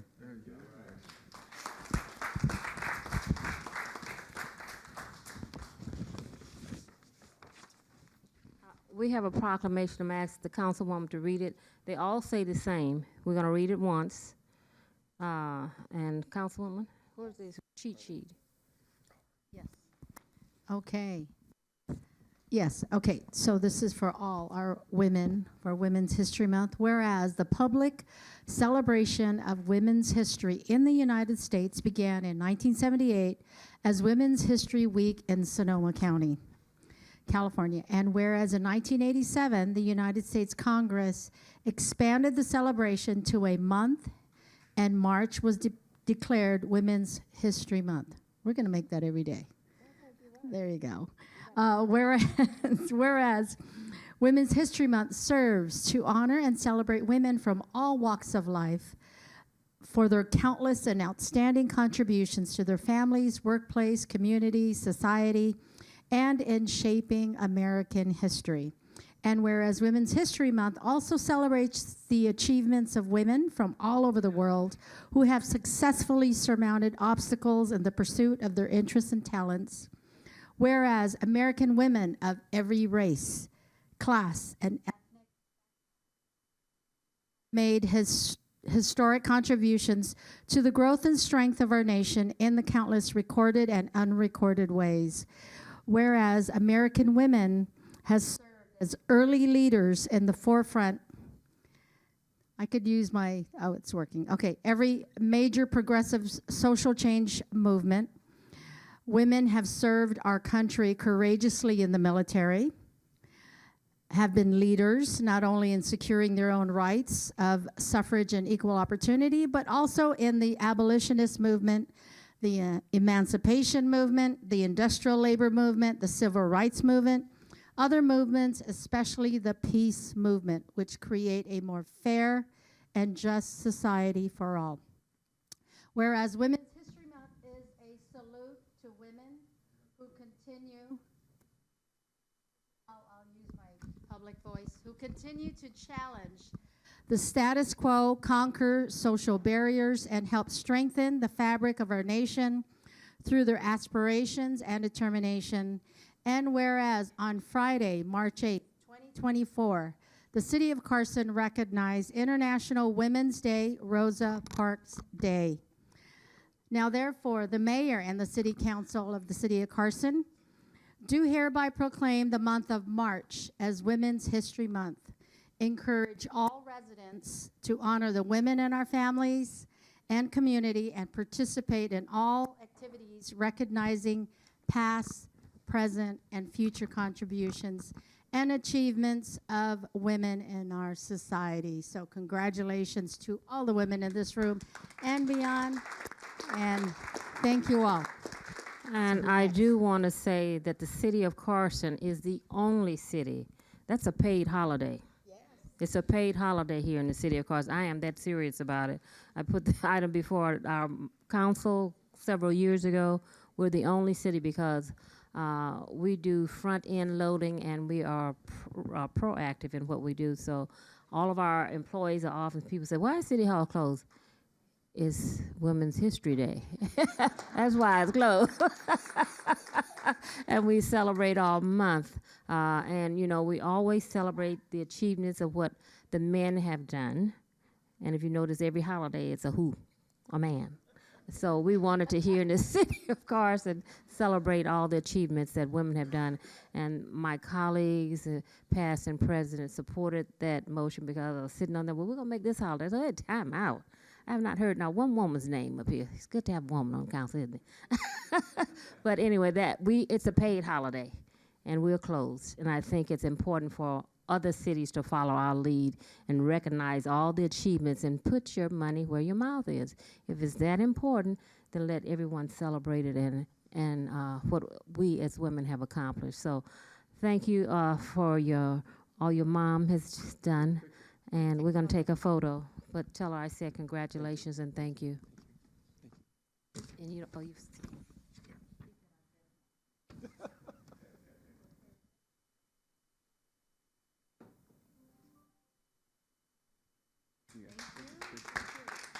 The next recipient will be Frankie Stewart, and she is being recognized by Councilman Hicks.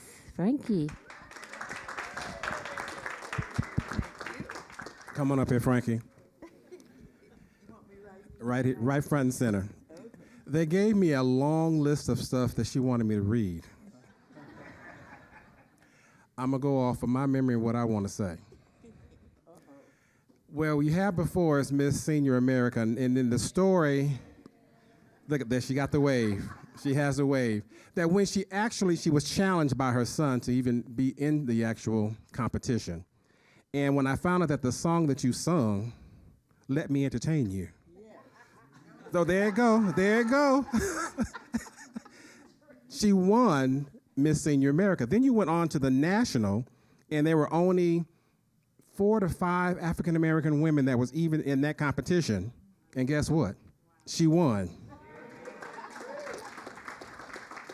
So for all of the things you're doing representing this city nationwide and also being part of the Carson's Women's Club, the Kiwanis Club of Carson, working with our chamber. If you've ever gone to the fashion show, she's the one that's actually helping individuals put that bad boy together here in the city through the Carson Chamber of Commerce. Just an outstanding young lady that I've always known for many, many years. When I found out too, not only is she beautiful, she worked for the Kaiser Permanente for over 31 and a half years in administration. So that lets you know she's no joke. But I just wanted to select her because I knew, maybe I will do it. Okay. That left leg, or the right one, there you go. She has always been known for that, being a person that is very bubbly, vivacious, and wanting to do as much as she can. And now she's also an employee of the city. So if you see her over at the event center, she's the first person you see in the morning when you come in with the smiling face. And I always get on her about being there when it gets dark. I said, you got to be home before it gets dark. But I am so thrilled to have you and selected you as for this Women's History Month in the city of Carson. Good memory, huh? You really are good. Thank you all so very much for being here. And I am humbled, I am excited, and I am delighted. I thank our honorable mayor and the city council, because there are many things that we have happen in our lives. And this is one of the most exciting events to have happened to me. I'm just so carried away. And my son, LaJean Stewart, and President Parham, we're both toros. Go Toros. Oh, that is true. That is true. But again, I thank you, I thank you, I thank you. And I ask God to continually bless the city of Carson, to bless this wonderful leadership that we have, and just keep us forever in his tender love and care. Thank you so very much, Cedric Hicks.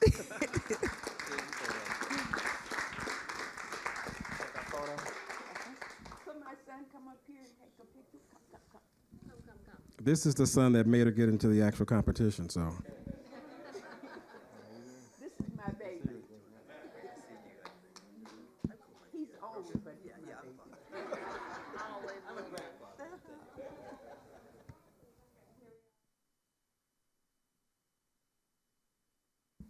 And I just have to say one more thing. There's Mr. Michael Whitaker over there. And he was one of my first bosses here in this city. There are some pretty fabulous people working in this city. So, you know, at this stage in my life, I can say I'm delighted to be here, and thank you.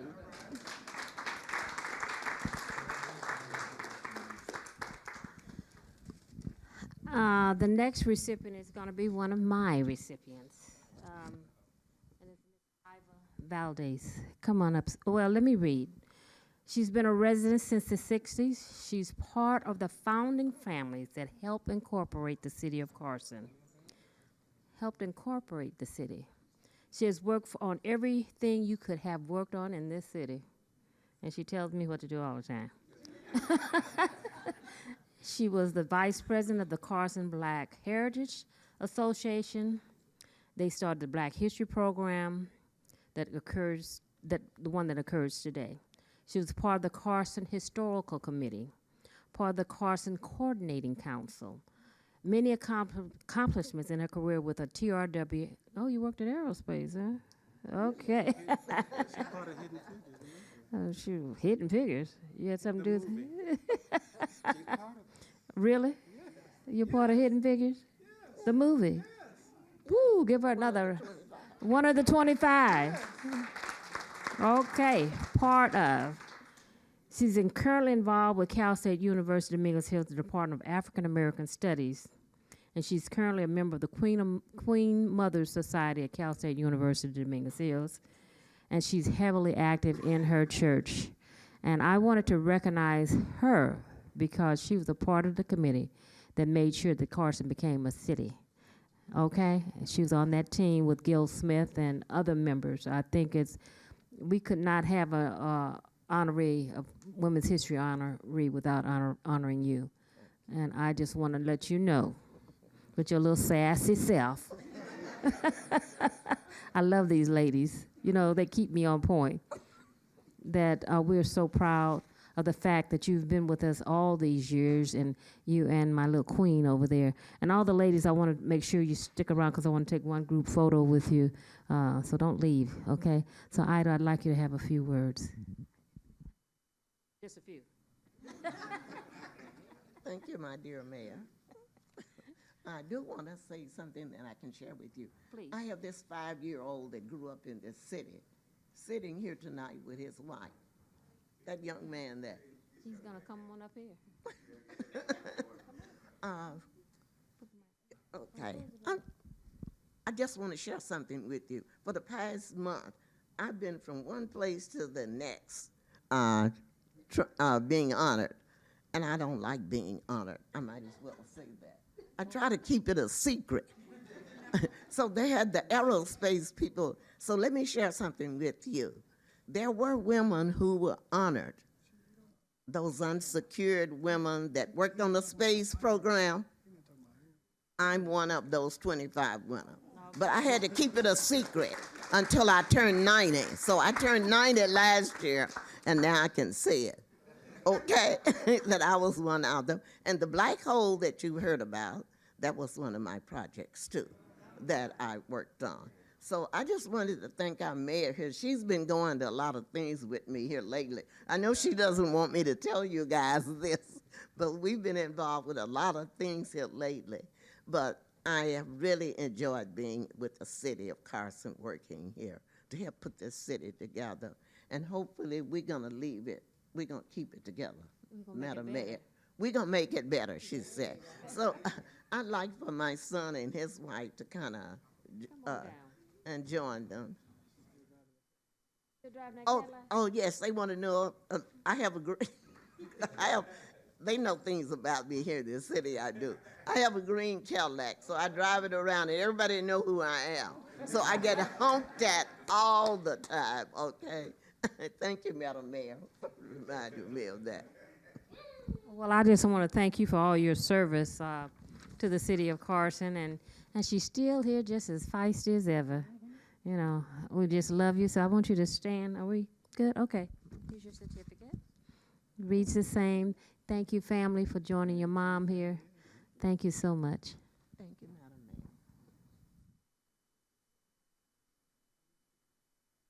Have my window.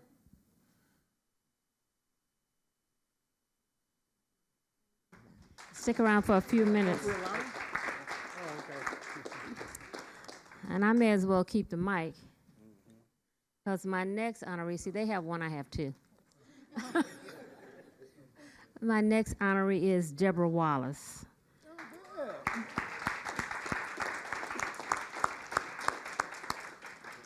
She's Vice President of the Division for Administration and Finance at Cal State University, Dominguez Hills since 2020. She's currently transforming and developing the campus's master plan with over $300 million worth of projects. She's a bad mama jamma. Prior to that, she was Associate Vice President for Financial Services at Cal State University Northridge from 2011 to 2020. She has more than 25 years of experience and oversight in all phases of accounting, finance, budget development, and monitoring, as well as federal and state programs funding within the elementary school and community colleges. She has a Master of Business Administration from the University of Phoenix and her Bachelor of Science in Business, Business Administrative Economics and Finance honors from Elizabeth City State University. Not only has she done all that, when I met her, I placed her on my Economic Development Commission. Okay, we want to have some new ideas and some new energy. So we made her a part of the Economic Development Commission, and I'm proud to say that she serves it well. So Deborah, thank you so much for all that you have done and the time, and we're gonna keep you here forever. I give out awards so they can say. We wanted to honor you. I think you've done a stellar job. Appreciate you so much for all that you do, and I'd like you to have a few words. Thank you so much, Madam Mayor, and to the rest of the council members. I feel beyond grateful and honored to have this opportunity, and also to stand on the shoulders of other beautiful women that are being recognized tonight. And, you know, you can't make any contributions without an amazing team. I have an amazing boss in the president, Dr. Thomas A. Parham, who is always supportive, who always knows how to make sure that he's telling me, you know, pushing me forward, keeping me elevated as far as, you know, the things that we're trying to do on the campus, because we're going to transform that space. And so I just really appreciate the opportunity to serve. I'm grateful to be in the city of Carson. This is where I'm supposed to be. This is supposed to be my destiny at this time and this place. But I would be remiss if I didn't honor the other women that are in this audience that maybe you never might get a recognition, but we appreciate you and we thank you for all the work that you have done and maybe not been recognized. So thank you so much. And all the women in the audience, let me recognize you. Give yourself a round of applause here. We appreciate everything that you do, everything you've done, and what you're going to do in the future. Because it's called teamwork.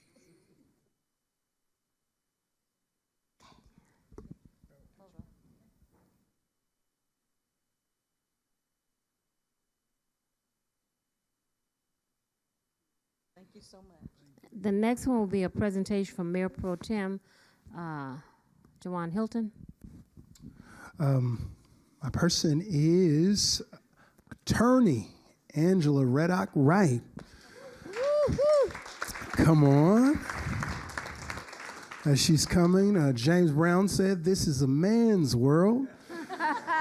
This is a man's world, but it wouldn't be nothing without a woman or girl. I like that, MPT. So this is Say it Angela loud. Reddock Wright is your go-to expert on employment law and all issues. Go ahead, right? And trends relating to modern workplace. Angela Reddock Wright started her journey as a media and legal analyst over 20 years ago, gaining recognition as a lead attorney representing the family of one or two victims of a wrongful death university sorority hazing case, and later in a personal injury case involving another university sorority hazing victim. Since then, Reddock Wright expertise as a leading media and legal analyst has expanded to include her providing legal commentary and being a go-to media expert on employment and labor law issues, the latest trends and development in workplace and case on college and university campus, including the following: COVID-19 in the workplace, discrimination and harassment in the workplace, sexual harassment, sexual abuse and assault, employee activism, union and labor organizing, hazing and bullying in schools, colleges, and universities, mediation and conflict resolution, diversity, equity, inclusion, and belonging, human resource trends and issues.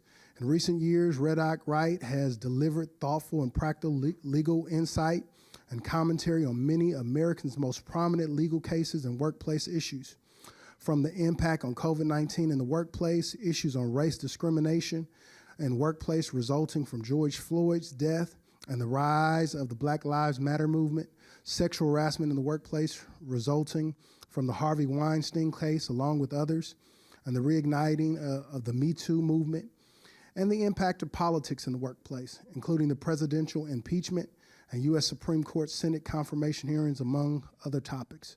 Reddock Wright's face and expertise are often found on national networks, including ABC, Good Morning America, CNN, Entertainment Tonight, Court TV, and NPR, along with leading print publications such as the New York Times, the Washington Post, the LA Times, and People's magazines, and she's a Carson resident. You know what I'm saying? Let's give it, that's the most important part. Let's give it up for Attorney Esquire, former Honorable LA College Board, Community College Board member as well, Attorney Angela Reddock Wright.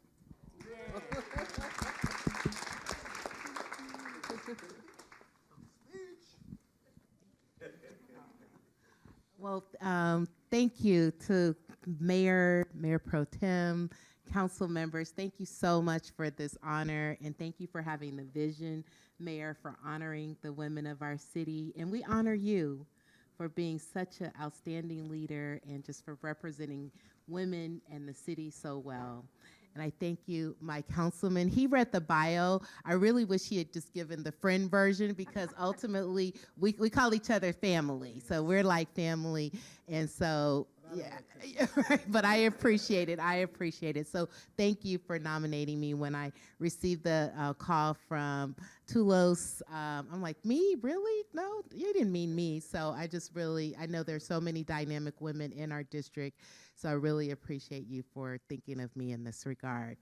You said the most important thing, that I'm a resident of the city of Carson.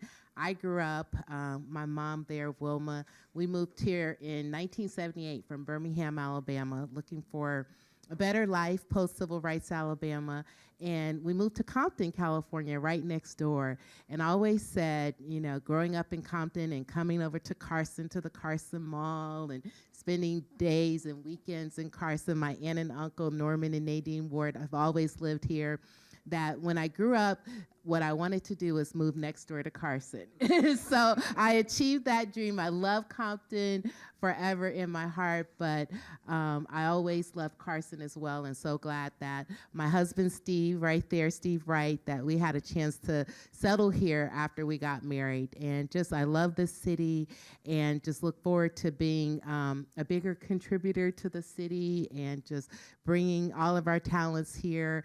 We live right across the street from Cal State Dominguez. Thank you for what you all do, and your being there just makes us so proud and just adds so much to the neighborhood, and so we really appreciate the leadership there. So with that, I thank God, you know, first for this opportunity, and I know all of you believe this, and those of you sitting in the audience, this is the motto I live by: to whom much is given, much is required. And so that is what I live by, and I'm just honored to be honored. I acknowledge my mom, Wilma Harrison, the number one woman in my life that helped me to become who I am, my husband, Stephen Wright, my uncles, Norman Ward and Nathaniel Gills, and for all that they've contributed, and our grandson there, little Jason. So thank you, Carson. Appreciate you so much. She pushed back a meeting. She had a meeting in Las Vegas, and she pushed back a meeting to receive this honor tonight. So we appreciate you for doing that. Thank you. If you're looking for an attorney, you don't need to look outside of Carson. Okay? She's busy, busy, busy. Love it, love it, love it. So we're going to take a picture, and then I'm going to invite your family up to take a photo also.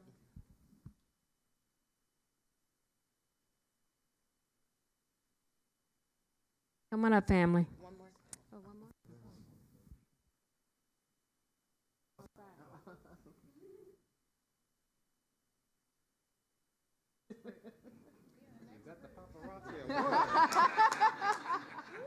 You brought your cameraman. Come on, family. Come on up, family. We got wide lens cameras here. My husband said, I forgot to mention, I would love for you all to listen to my radio show. Tavis Smiley started a 24/7 talk black radio station, progressive radio in Los Angeles, called KBLA Talk 1580. I'm on Saturdays at 11, the Legal Lens Show. So please listen. And Sundays if you miss it on Saturday. 1580 KA.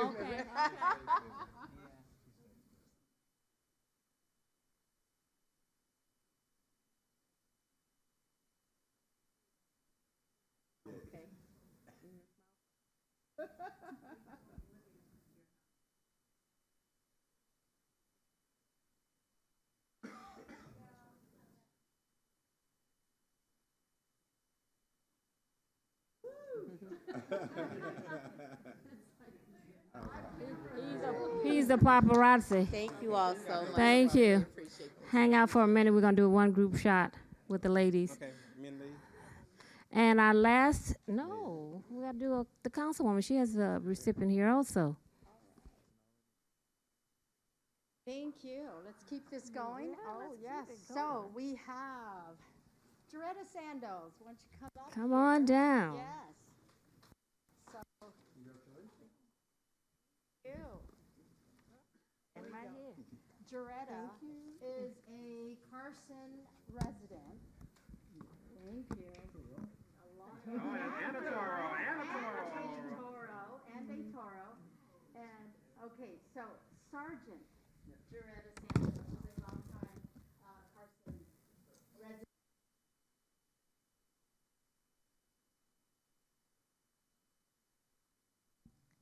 We got it? Hello? Okay, there we go.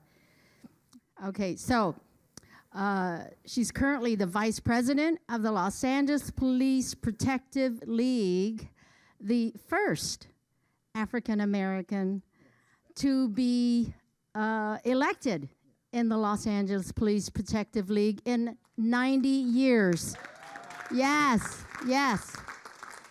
Since the start of the organization. So, Doretta Sandoz, she started as a 911 operator. Yes, then she became a police officer and then a senior lead officer when we changed into community policing. She was part of that. Then she became a detective and now a sergeant. Yes, so she's done it all. Her assignments included patrol supervisor, vice, narcotics, detectives, internal affairs. She was in the Ombud's office, media relations, and robbery homicide. So she's done everything, and this is somebody who has all the experience as a problem solver. Yes, so there's more. There's more. So while in the Ombud's office, she was instrumental in using her dispute skills to resolve conflicts, prevent complaints, grievances, and lawsuits throughout the LAPD. Oh, you need to come work for us. Yes, yes. She was an adjunct professor for 10 years at El Camino College. And then she also got her bachelor's degree from public administration at the Union University and her master's from Cal State Dominguez Hills. She is a Toro. And her degree is in crisis negotiations and conflict management. You definitely need to come and work for the city of Carson. We need you. So as I said again, she is the first African-American director for the union in the Los Angeles Police Department Protective Leave. Congratulations, and we are so honored for you to be here. Thank you for being one of our residents in the mighty D1. I stole her from you. Yes. So thank you. Congratulations. Yes. Oh, hi, everyone. So thank you. I'm honored. This is such a blessing, such a privilege to be amongst these beautiful women and also the city council, because I've been dealing with so many city council members in LA. You are second to none. Okay? And you care about the community, you care about the people that are in the community, and we feel safe here. So thank you so much. I'm grateful and honored, and God bless everyone. Thank you.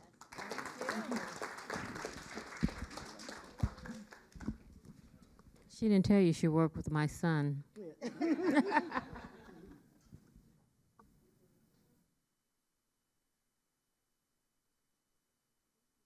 Thank you. Now, could I have all the ladies? All the ladies? Oh, yeah, we're gonna do a group. And then we're gonna do one with everyone, and then we'll do one just with the ladies and the recipients. Okay? Oh, I'll be nice. Come on up, lady. She worked at Cal State Northridge first. But she landed here. But she landed here. Yeah, that's okay where she started, or where she ended up. Come on up here, sweetheart. Well, come over here, Deb. Are we good? We need to balance it off.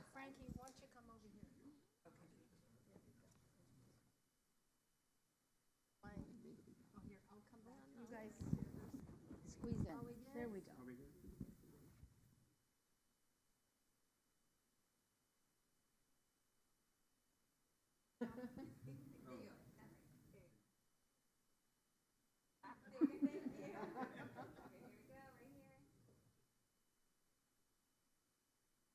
Next. The paparazzi. Woo!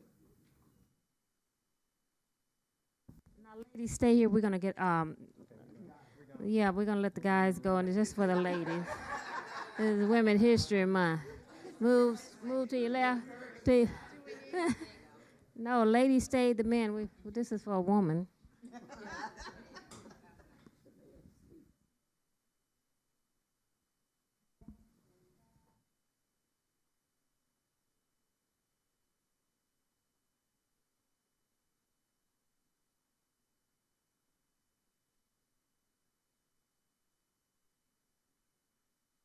Thank you.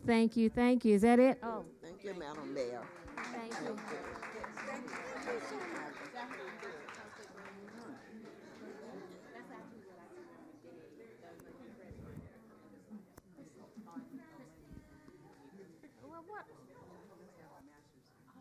We should have had our city clerk and city treasurer. What was they?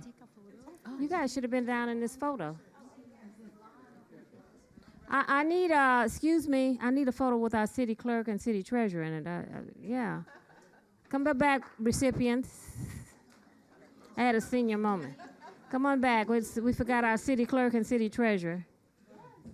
Oh, she got to put on her shoes. Come on, recipients. One more shot. Bring your certificate with you.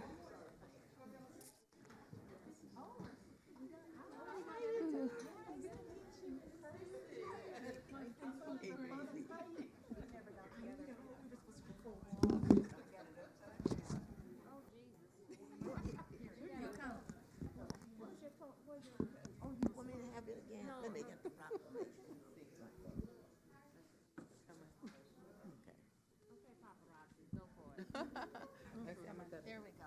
Okay.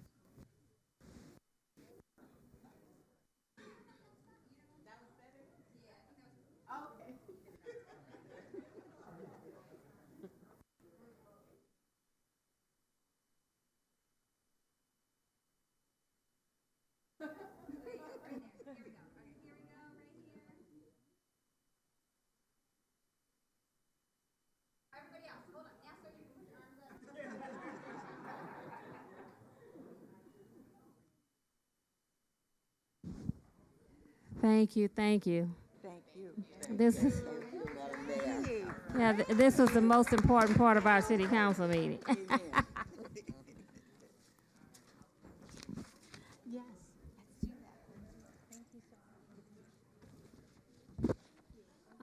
We have, is someone here from Human Relations Commission? You are? Have a quick presentation from Human Relations Commission. Thank you. How are you? Come on, my colleagues, let's go back to the dais. Are you going to be here until tomorrow?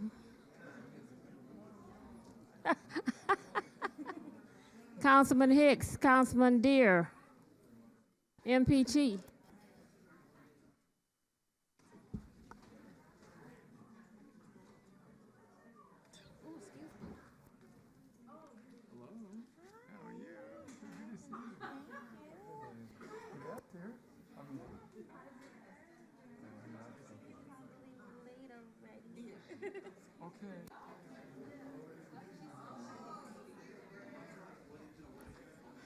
Okay, we're starting our council meeting, so let's lower our voices. Field reps, lower the voices at the backs, please, so we can start our meeting. Staff, come on down. Sugar. sweetie.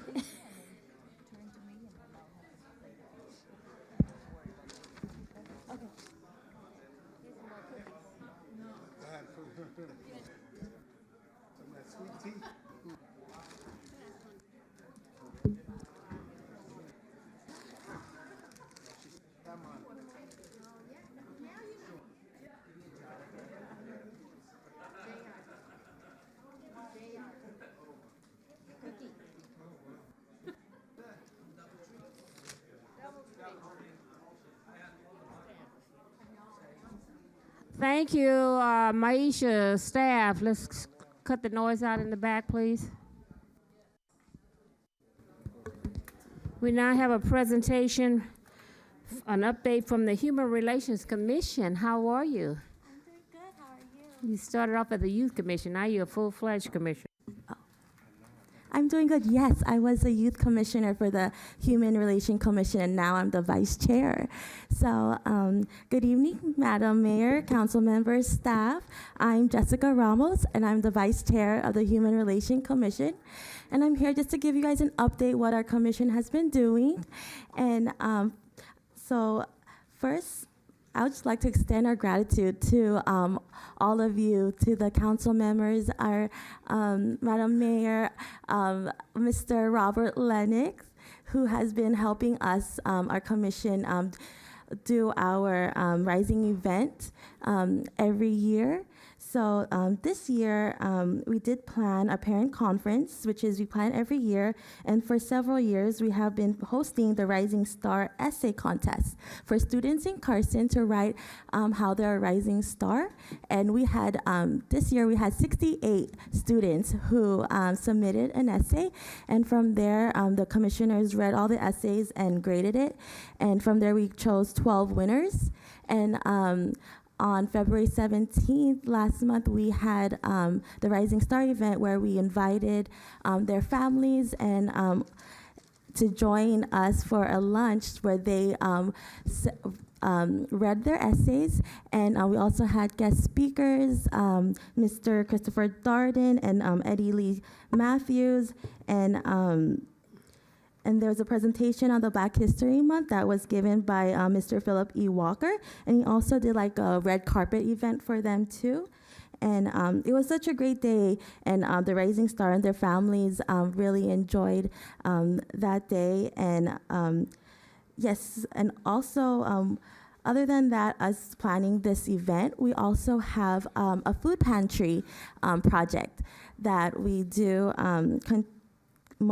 which is a monthly effort. So our commission continues to work in a collaborative effort with California State University, Dominguez Hills.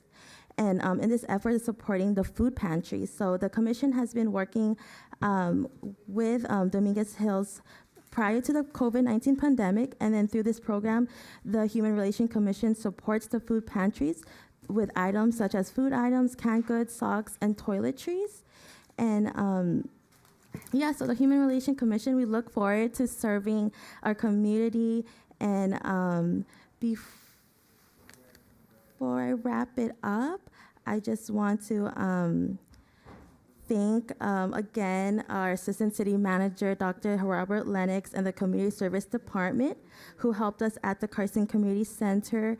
And thank you again, Madam Mayor and the council members and the city for your support towards our annual parent conference. And also want to give a special shout out to our staff, Kak Lee, because without her, we wouldn't have done it. So, and also special thanks to the help of the IT department and the photographer that helped at our event, especially Mr. Edgar Cuevas. With that, we are able to share with you a brief recap video of our 28th annual parent conference that will be shown on the screen.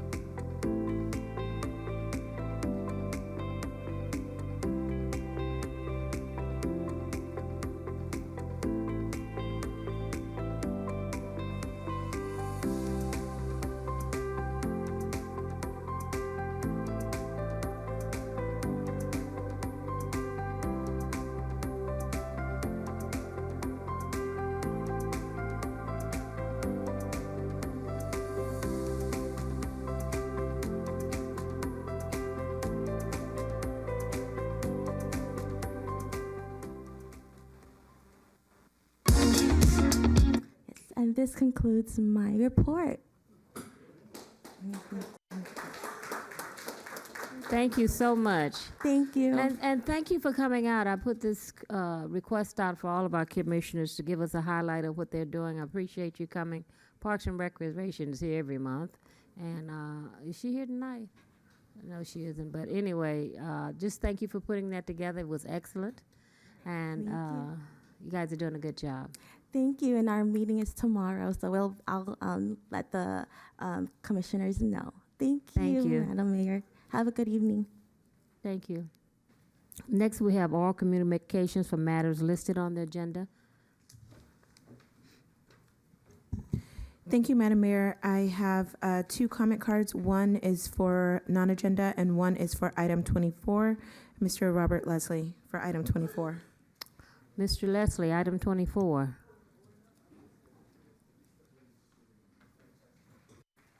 Better say it a Robert little louder. Leslie. You can hear you if you say a little Robert louder. Leslie.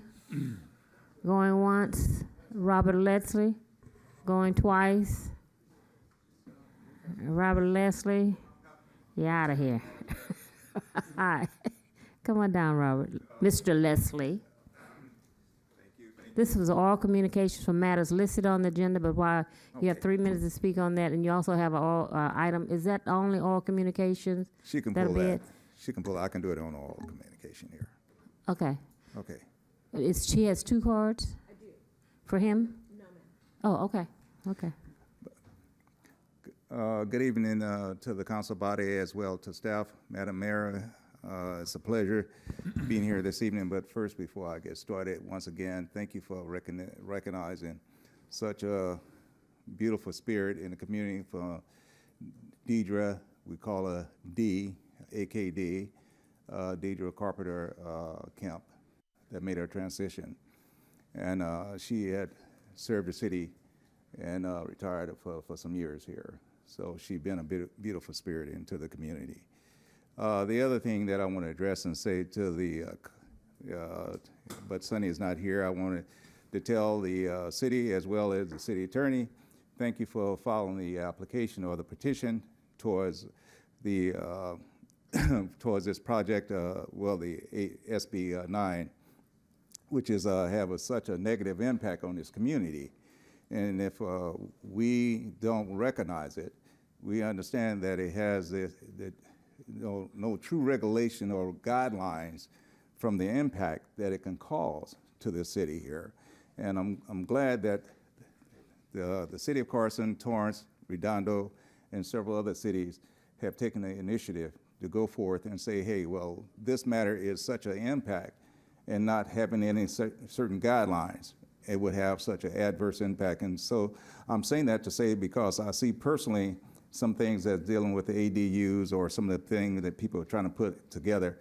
They don't regulate the guideline of parking. They don't regulate the guideline of the aesthetic noise and other aspects of what's happening, which doesn't cover up under the SB 9. And so again, like I said, hopefully that with the honor that we can go forth and have that matter taken care of or have that matter really recognized. I don't know when the hearing come up. I think they say sometime in April that they're going to have a hearing on this matter. But again, we have to understand if we don't have something in place to protect the city, it's completely going to take away the police powers or the authorities or the guidelines that you have to use to make sure that you can set a quality of life for the welfare of the city. So again, like I understand that we had to go forth in compliance with AB 1398 to show that we have something in place to making sure that the state doesn't come in and have such a adverse effect of trying to put things on their own schedule and whatnot. But again, like I said, hopefully that with the luck, everything work out from the city and making sure that we're going to cover the fact that SB 9 is not for the city and it has such a negative impact. Again, I thank the city attorney and the city for the effort here. Thank you. Thank you, Mr. Leslie. Mr. Leslie, right after you spoke at the last council meeting, it was a city that did not pass their zoning ordinance and just was going to fight them. It was a city up north. I can't remember the name. because they did not do anything right now in the neighborhood. There's 80 apartment going in right now. So I wanted our residents to know that we were proactive, but we don't want someone to come in and say, hey, you didn't do what you were supposed to do. You don't have anything to assist you. But I intend to give that name to you, but it's a city up north. Okay. 80 apartment units, high rise, in a neighborhood. Again, Madam Mayor, it's such a profound thing that if you don't take the initiative to sit there and do some type of action, protect it, you will be overwhelmed. Yeah, exactly. And trust me, the density of this city, I just say this, I've just seen some places where they allow certain developers come in and allow the density to sit there and take away the value of the property in the city and the quality of life of the city. So it's good that you're doing some things with this. Thank you again. Thank you. I don't usually come in and say thank you, but this I time know. I'm saying. I'm about to faint. I want to thank you much. So thank you. I can't say nothing back there. Yeah, you can say something if you want to say something. Mr. Leslie, I think this was important that we passed what we passed. It was proposed to break up communities had we not passed this. And in my mind, sitting on the other side of the table, that it was easier to break up single-family homes and drop apartment buildings in communities that had single-family homes than go into commercial areas to drop in. It'll be easier to go find 5 or 6 single-family homes in a neighborhood at $900,000 a piece and connect all those homes together and wow, and pull 5 or 6 apartment buildings next to each other. But so passing that prevented that. Yes. So, Yes. you know, I'm thankful that this city council had the foresight to say, hey, going in these communities, you're not going to come into our community and attack our community like that. I don't think they would have went in other communities and did that. But vulnerable communities, such as ours, they were looking to come in communities like that to say they could go into 90746, 90745, 90810 and do these things. But we stood up and we passed a plan in order to get the housing element passed so that those things wouldn't happen in our community. You know. I'm not going to let you go back and forth. Okay, I won't, but real quick, and I just have to respond. After getting the ordinance, revised ordinance, and update that you did from the city clerk, I read into it, and I see that the city did take care, and it was a good move that they did. Thank you again, city. Appreciate it. Good night. Is there another? There's one more non-agenda. We can go through it. Okay. Let the person. Mr. Williams? Uh-oh. I didn't want you to. He thought it'd be at the end. Thank you, Mr. Williams. You'll have 3 minutes. Hi, Mr. Williams. I remember you now. Oh, yeah. I'm Randy Williams. Good evening, Madam Mayor, Pro Tem, Council. I just want to say thank you. And I've been a resident for 50 years in the city of Carson. Attended Curtis Junior High and Banning High School. I'm a product of Chris Ferragamo. So let's just say he left an indelible mark on me and so many other people. But I want to say that thank you to council, mayor. I came to them a while back about traffic signals at Central and Diamonddale. I had witnessed so many close encounters. I've seen aftermath of things. I've actually seen kids almost get hit because someone chose to speed up when they saw the yellow light as opposed to stopping for the kids. I wasn't going to let that happen. So I took it upon myself to, get petitions to try to get traffic signals there. And I was overwhelmed with the community. They came out and they supported me. They signed and came to the meeting here, presented to you all, and again, I was overwhelmed again. I was just like, oh my God, this seemed like it's going to be a daunting task, but you guys made it easy for me.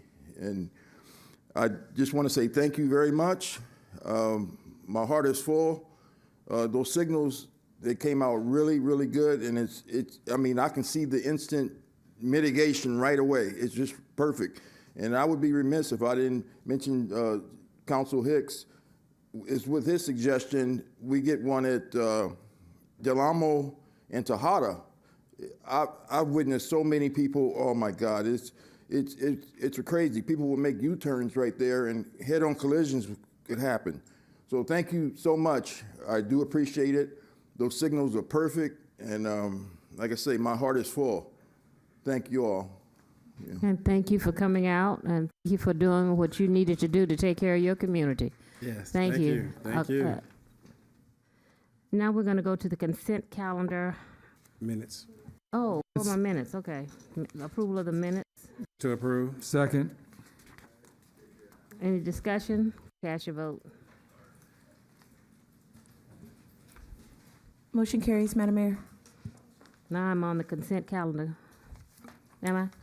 Move the consent calendar approval. Second. Madam Mayor, Yes. if we can have item 17 pushed until next meeting. Approval of the consent calendar with exception of item 17, if there's no objection from my colleagues. I have no objection. That's the one I was going to pull, so I'll talk to you later.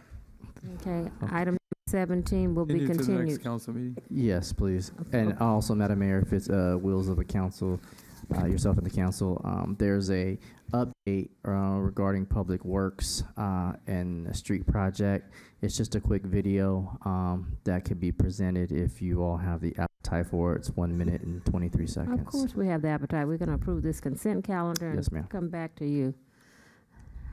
Our Director of Public Works is here.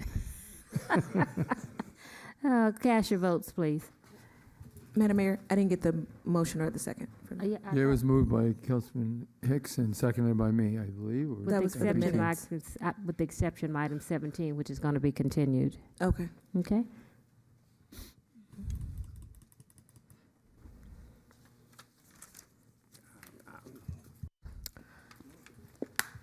Okay. Now we're going to have a big. Madam brief- Mayor, your yes. colleagues have to vote. They didn't vote? Oh, what's? I think sometimes when you click it too many times, it doesn't go. It's unanimous, Madam Mayor. Thank you. We will have a presentation for our Public Works Department, and I just, while he's ready, Carson, you asked for it, and your streets are being taken care of, your sidewalks, and I just want to say thank you to our city manager and all the staff for making this a reality. It's been a long time coming. Thank you, Madam Mayor. I have Director Dr. Arlington Rogers, who is going to provide the video, and I'll let him kind of explain or while they're trying to get the video keyed up. As you all may recall, there were 10 streets per district that were going to be repaired, and I know that was a difficult task, daunting task, but they were already complete, and so they're already on to this phase 2, if you will, for the second set of 10 streets per district. And so I'll allow Dr. Rogers to comment, but just want to thank him publicly and his staff for a job well done. This surprised even myself and our team how quickly this was done, but I think from the proper planning that was done just precedes the excellence that you see before you today. So thank you, Madam Mayor. With that, Dr. Rogers. Thank you, Mr. City Manager, Mayor, Mayor Pro Tem, City Council. Thank you for this opportunity to give you an update really quickly. This video is about 1 minute and 45 seconds long. This is actually just a microcosm when you see the teamwork that's happening in this video. It's a microcosm of the teamwork that it took place for this to start. No shortage on the coordination of what it took. It took pretty much every department, PIO, finance, community services, It was just a huge magnitude of everybody working together, getting the schedule right, putting the information out, and then being cooperative, professional, and dedicated to the success of this project because they knew it was good for the city. So the management team that the city manager's office has put together, we worked awesomely together. And this minute and 45-second video showing you how the contractor has bought into Carson and how they're working together will give you an idea on how we all work together here in the city of Carson. Go ahead and play it.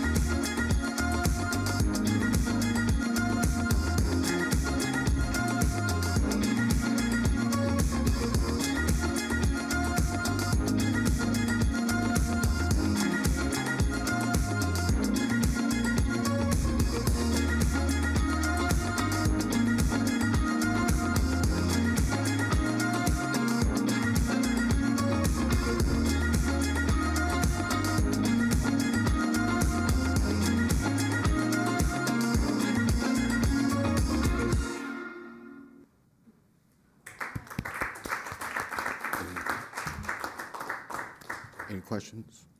No comment, just thank you. My residents are happy. We got a few calls talking about inconvenience. I said, are you kidding me? He want to drop the mic. Yeah, y'all want to drop the mic, but Mayor, yes. you didn't ask me. What? How long you been here? Oh, wait a minute now. You Tomorrow will be 1 year. Wow, that's a Where are you going? Where are you going? Oh, Madam Mayor, I have a question for him, actually, Mr. Rogers. So, not a question so much as a comment. I want to thank you and your staff for working together with the schools. You know, some of the schools, they wanted the streets done during their spring break, but that wasn't in the stars. So, because of that, there had to be an accommodation made, and I want to thank the contractor that you worked with to at least do part of the streets and allow for the parents to be able to pick up and drop off their kids around the schools, even though the work was being done. So thank you. Welcome. we had a bet, didn't we?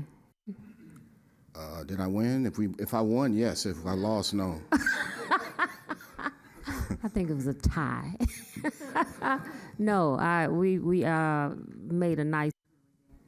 Just want to say your dedication and hard work and making it a reality. You've been here. Is the year's when? Tomorrow. Tomorrow. Yes, ma'am. Do you see what we've done in a year's time with the right public works director? Can you believe this? I had a public works director when I met with the young lady. She said, I'm going to make it look like Disneyland. Well, I haven't seen Disneyland yet. So I just want to thank you. My residents are very, very happy with the work that's going on in the city of Carson. And it's called teamwork, you know, and as I mentioned to our city manager and to the staff, it does no good to have the kind of surplus we have. This is the residents' money. Right. I don't, you know, I like to spend it. If I could implore the elected officials, talk to your constituents to please Pay attention to the workers that are out there holding the stop sign, the slow sign. As I was driving down Main Street, somebody just couldn't wait, and they almost hit the gentleman that was holding the stop sign. It is very important. They're out there for a reason. They're trying to make traffic go as quickly as they possibly can, and safety is important. So if I would ask you to urge your residents and your constituents to please, please, please, just pay attention to all the signs, particularly those people that are holding them. Thank you, and residents, are you listening? Do that. When is the next 10, and when is that going to start? It should begin, if not at the end of this month, beginning of next month. If I may, we have a new Public Works Operations Superintendent who is actually leading this now. I've handed the baton off to him. His name is Kirby Jones. Kirby, you still Hi, here? Kirby. Come on up. Come on up, Kirby. This is Kirby Jones, and he's, since day one, he's bought into the project. He literally is out there walking the streets and picking the streets. They looking at you, so you might as well go in there and introduce yourself. I don't know what department. Kirby, didn't you work for us before? You look so familiar. Well, this is not my first time in Carson. I'm actually coming home. My parents bought their home here in 1961, I believe. They bought it, watched it from the ground up being built. But beyond that, I also worked for LA County Public Works for 20 years, and we did a lot of contract services. That's probably where you see me during those years. And I frequent the city a lot, too, over the years. You look familiar. Thank you, and welcome aboard, and thank you for what you, how long you been here? 1 month this week. Here we go. My goodness, let's give him a challenge. 1 month. Countdown. Countdown. We will give you 3 months. Okay. My colleagues, you have comments? I just wanted to give hats off to Dr. Rogers and his team. I know you live by a code and a creed. It's called achievement in every field of human endeavor, and we see you achieving. We see you out there achieving. So I just wanted to highlight that, and you keep achieving. I appreciate that, Dr. Hill, achieving. All these doctors. Thank you. Thank you. Thank you. Thank you. What do we have next on this agenda? Item 23. 23 is that the, let me flip to it. Commissions. Commissions, committees, and boards. You guys have anyone you want to add? Madam City Clerk, you're coming up with a policy, working with the... Yes, we will have that soon, if we can get on the next agenda. Yeah. I have someone that I would like to add. Okay, Dr. Hilton. For the Planning Commission. Okay. For my vacancy, Kareem, he submitted his resignation about 2 weeks ago now, I believe. Yes, he's up. His 10 days is up. So I would like to appoint Clarence Johnson to the Planning Commission. Okay. As Kareem was on the Planning Commission, he was an alternate, so I'd like to have Clarence Johnson. Replace him. Replace him, yes. Got it. You was my alternate? No, Clarence Johnson is your alternate? I had all alternates. Oh, no. I said Kareem wasn't an alternate, so I didn't want Clarence to be an alternate. No, yeah. Anyone else? That's all. Thank you. Madam Mayor, I guess to the clerk, do we get a list of our appointees if they've missed more than one or two of the meetings? I know we were having some issues with some of our appointees not going to the meetings, and I would love to get that information of when they don't attend, so that maybe I can talk with them and let them know the importance of attending those meetings. Absolutely, Councilman Hicks, I appreciate that. I've been in communication with the city manager, our assistant city manager, as well as Madam Mayor in regards to a new policy. Currently, as it stands, my office relies on the individual who staffs the commission to provide an update if someone has reached excessive tardies. So the city charter does stipulate how many how many absences is considered excessive. I believe it's 3. When they reach that point, the council aide or the staff person, whoever the staff person is to the commission, will notify my office and let me know that this individual has reached 3 absences. At that point, I send a courtesy email to all of you, letting you know this person has reached 3 absences, we will be sending them a letter letting them know that they've been removed from the commission. I just want you all to know that. That way the commissioner doesn't contact you saying I've been kicked off and you don't have any idea. However, in order for that process to begin, I have to be notified. So we are in the process of working on a new policy. Already spoke again with David and with Dr. Lennox about this policy. My staff has been brainstorming about this for quite some time because it has been a significant issue. But my office relies on the communication from the staff person to that commission. We don't attend the commission meetings. We don't take roster. We don't take minutes. So we are fully reliant on whoever it is that's staffing that commission. And so when they give us that report, for example, CAC, she's fantastic. She sends me an email. She lets me know. I'll notify whomever the person is. For example, we had a person who was absent. I let Councilmember Rojas know, this was your appointee. They've been absent. How do you feel? She gave me her feedback, and we moved forward on that. So I do feel it's important to keep you all in the loop. Because I know your commissioners are going to be communicating with you, and I don't want you to call me saying you send somebody a letter. I just want to make sure we have something in place because I know that it's been an issue, and I just want to make sure that we can actually, nip that in the bud as opposed to having, when we appoint up here, we want to make sure that they are doing the business of the city. And if they're not there, we need to know that they're not attending. Exactly. If that's the case, we can remove and place someone that's willing to do the work. And that's the conversation that I had with city manager's office as well as with the mayor, because as it stands right now, there is a sort of practice, not policy. So we are going to put something more formal. It will be brought before you for your review and consideration as well. But it is important, as I told the mayor, right now, when someone is appointed, they're immediately filling that spot. If they don't attend or they don't come in and take their oath, they can't work, they can't serve. So we do need to put policy in place to ensure that they do the steps that they have to take first in order to do the service in the business of the city. All right, thank you. No problem. Madam Mayor? Yes, Councilman. I think, to the best of my recollection, the policy has been 3 consecutive meetings or 6 absences in a calendar year. Either one would qualify for removal. But you have to, it may have been changed over the years. Someone needs to check the written records of that. Thank you, Councilman Deere. I don't believe it has been changed, at least not to my notification. So I would say that the absence, first and foremost, has to be unexcused, meaning they did not reach out to the staff person or anyone else on the commission notifying them that they would be absent in advance. I believe Dr. Lennox is checking to determine whether or not it's 3 consecutive or if it is 6 and it's not a calendar year. I think it's a fiscal year. So, I'm sorry. Okay,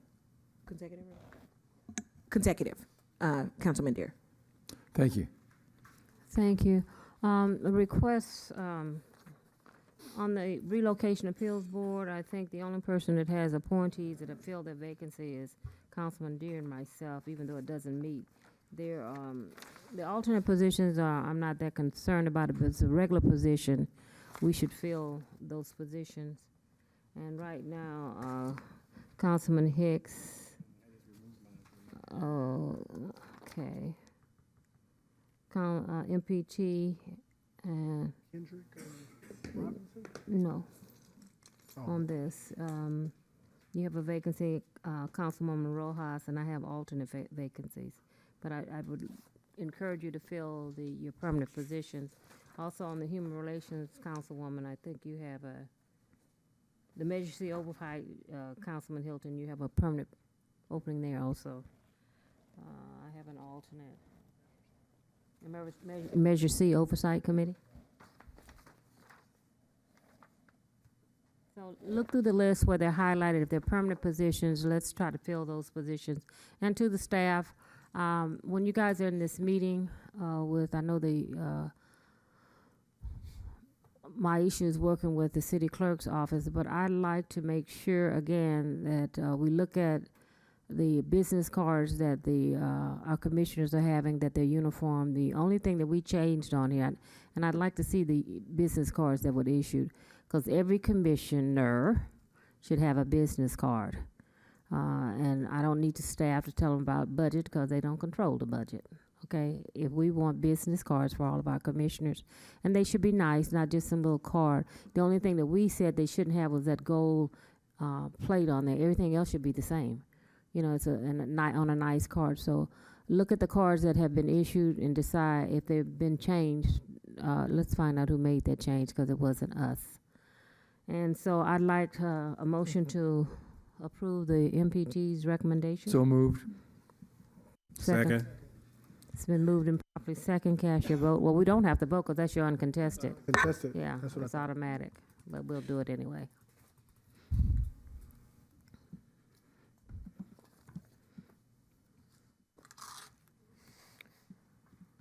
Memorial adjournment. Oh, report the vote. I'm sorry. We didn't need to vote on that because it's uncontested. Memorial adjournments. Madam Mayor, I believe we have second readings of ordinances.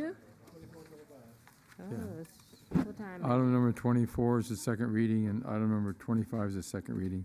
Okay, let's move those.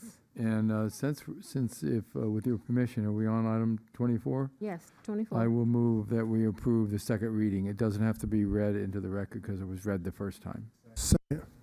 Cast your vote. Any discussion? None? Cast your vote. Item number 25. Same thing, it doesn't have to be It's read into the unanimous, record. I'll Madam make a Mayor. motion to approve if it's acceptable. Second. Cast your vote. MPT. Oh. It's unanimous, Madam Mayor. Thank you. I missed a page here. Now are we on memorial adjournments? Yes. Okay.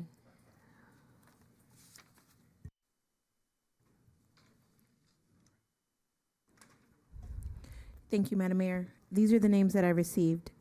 Linthus Link Lewis, Deirdre Carpenter Kemp, Michael Jenkins, Marcelo Figueroa. Deidre was our senior bus driver. She was shown in this picture at the Human Relations with the dreadlocks and the band. That was her at the Human Relations event, and she was our bus driver. And sad, she lost her daughter less than a year ago, and now she is gone. She has taken her wings. So we want to keep the family lifted up in prayer. And as a city, we've lost a couple of city employees here lately. Anyone like to add anyone? Yes, Madam Mayor, I'd like to add the legendary singer Sandra Crouch. And I'd like to also add Dr. Kalia Bradshaw's cousin, Edward Smith, who passed this week as well. Thank you. Anyone else? Thank you, MPT. MPT. Let's bow our heads. Father, tonight we pray that you will bless these families whose names were mentioned tonight. We pray that you would give them comfort and peace and strength to navigate this season. Bless all of these families. We pray you would give them your comfort and strength. In Jesus' name, I pray. Amen. Thank you. All council members request to add items to future agendas. All communications council members. Councilman Deere. Okay. No, I'm good. You good? I'll pass for the moment. Councilman Hicks. Thank you, Madam Mayor. I have two announcements on Friday, March the 22nd, at Dominguez Park at 9 a.m. I'm doing one of my food giveaways in District 3 in association with Venice Family Clinic. We're giving out fresh fruits and vegetables and other items for Carson residents while supply labs come on out at Dominguez Park, 9 a.m. for a food giveaway. In addition, on April the 4th, I'm doing the expungement clinic for those individuals who, with criminal record to be able to get jobs. Please go on the website of the city and look at and do the QR code. There are some questions you need to ask prior to coming to determine your eligibility to actually have your expunged, your record being expunged. There are going to be 5 benefits of the expungement: increasing your employment opportunity, help quality for professional licensing opportunity, legal protections in the court, personal satisfaction, organizational membership opportunities, and there will be some job individuals out there who are able to give you jobs on the spot if you have your information already put together, along with the League of Free Legal Clinic that's going to be there is also helping out putting this together along with us. And this is in conjunction with Mike Gibson, our Assemblyman from the District 65, and looking for you to come out again Thursday, April the 4th, 10 a.m. to 1 p.m. at the Carson Event Center. And then on another note, I just want to say we're honoring Women's Health Month. I just want to do a shout out to my wife for Women's Health Month and raising our 3 kids.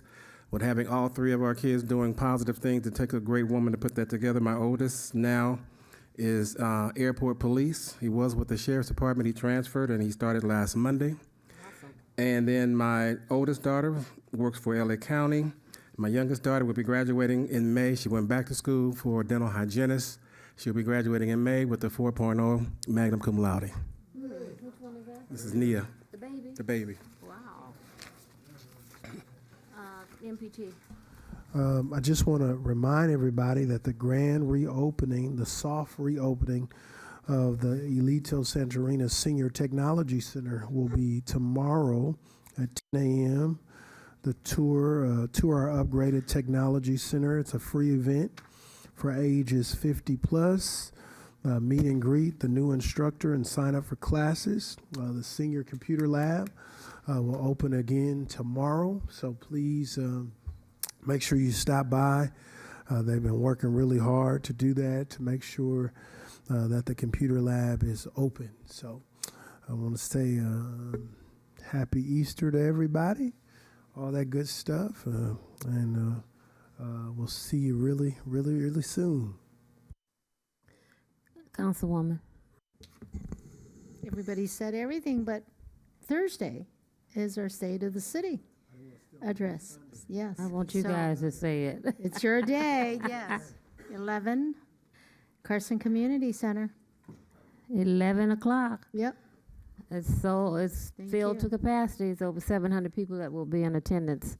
I think they come to see what I'm wearing. But these 700 people, if you haven't received your ticket, I want to say it's too late, but we can always make room for 1 or 2 more. So we never say never, because I know Maisha is fainting back there, and staff and all that, but she said, please don't add any more.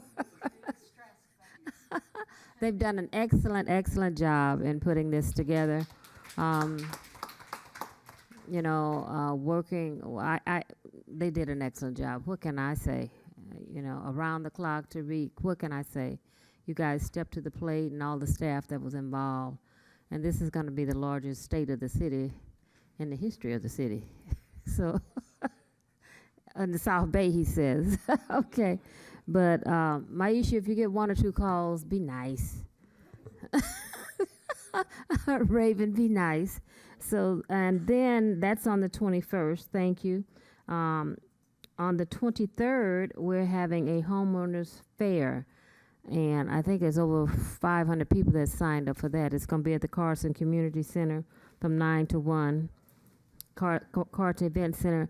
And at this, we have all kinds of lenders coming out there. You're going to get some good information on how to purchase a home and how to assemble the funds that are available, because a lot of people don't know all the stumbling blocks or how to get funding. And so this is something that's very near and dear to my heart. We're teaming with FACE LA, the Carson Citizens Cultural Arts Foundation. And I think at our last count, Maisha told me that there was 500 people that had signed up for that. I don't know what they come. They come to get the $200,000. You can receive up to $200,000 in grants money. 600. Oh. Some of them are not going to show up, but these are things that our residents are interested in, how to purchase a home and what steps they need to take, because a lot of people don't know, and how to not get caught up in this predator lending. So there's going to be information that you can use. They call it news you can use. Thank you, ladies, working around the clock. all of the staff that's going to be at the State of the City, I thank you so much. This is not about me, not at all. It's about what the city is doing, where we've come from, and where we plan on going in the future. So thank you, thank you, thank you. The Cesar Chavez Day is going to be presented on the 29th at the Carson Event Center from 6 o'clock to 8:30. So we want to make sure you come out and we can fill that room also. So that's the 29th at the Carson Event Center. And I just want to thank everyone. I know you guys are sick of me calling you, don't you? You do? He said yes. Oh, Lord. I do have another announcement. I forgot. But no, thank you to the staff. You guys work around the clock, all our new people. Tariq, I can't thank you enough. You and the team for this State of the City. Well, I hired people to compliment me. So thank you. Any other comments? Yes, Well, Madam Mayor. what? I did have one. I forgot. Me being the chair of the South Bay COG, and we're putting on our 24th annual General Assembly, which is on Thursday, March the 28th. And our title of this conference is Artificial Intelligence, Friend or Foe.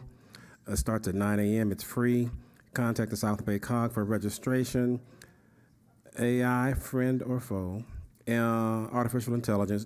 Basically, we've gotten Google, where is Gary, to thank him for helping put that together, getting Google to come out. We have a large list of individuals to address artificial intelligence and how it's going to work and practical within the government agencies. And also, there's going to be some things in there that will surprise you on, you've been using AI all this time and didn't even know it.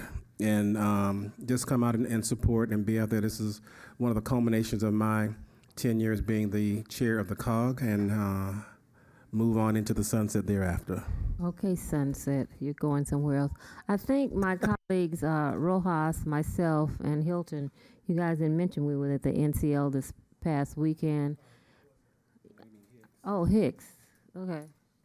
Is it 10 o'clock? Councilwoman, you want to give a little quick and dirty, but we were there. We were honored with the President of the United States, Biden, at our reception, and he did an awesome job. I was kind of nervous at first, but it's time. So, Arlene, I'm going to let you take it from here. Well, He did great. he did. He spoke Awesome well. job. Yes, it was a great week at the National League of Conference, and we had some great ideas when we presented some ideas to improve our city, and it looks promising. So we presented at the Capitol. So great trip. I think we've got a good year coming, and we did good. So great future, and 2024 will be a great year. Mr. City, thank you for getting close to 10. You know, my brain shuts down.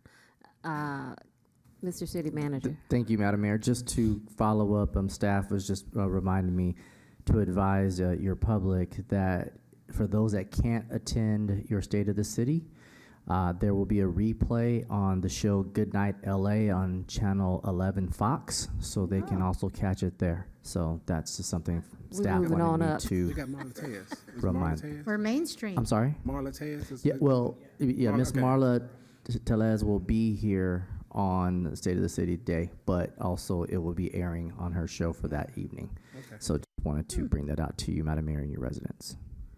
Okay, Lulu girls, I'm keeping you. That's what they call themselves now, the Lulu girls. Who was that, Tariq? Okay, we'll call him the Lulu boy. Man.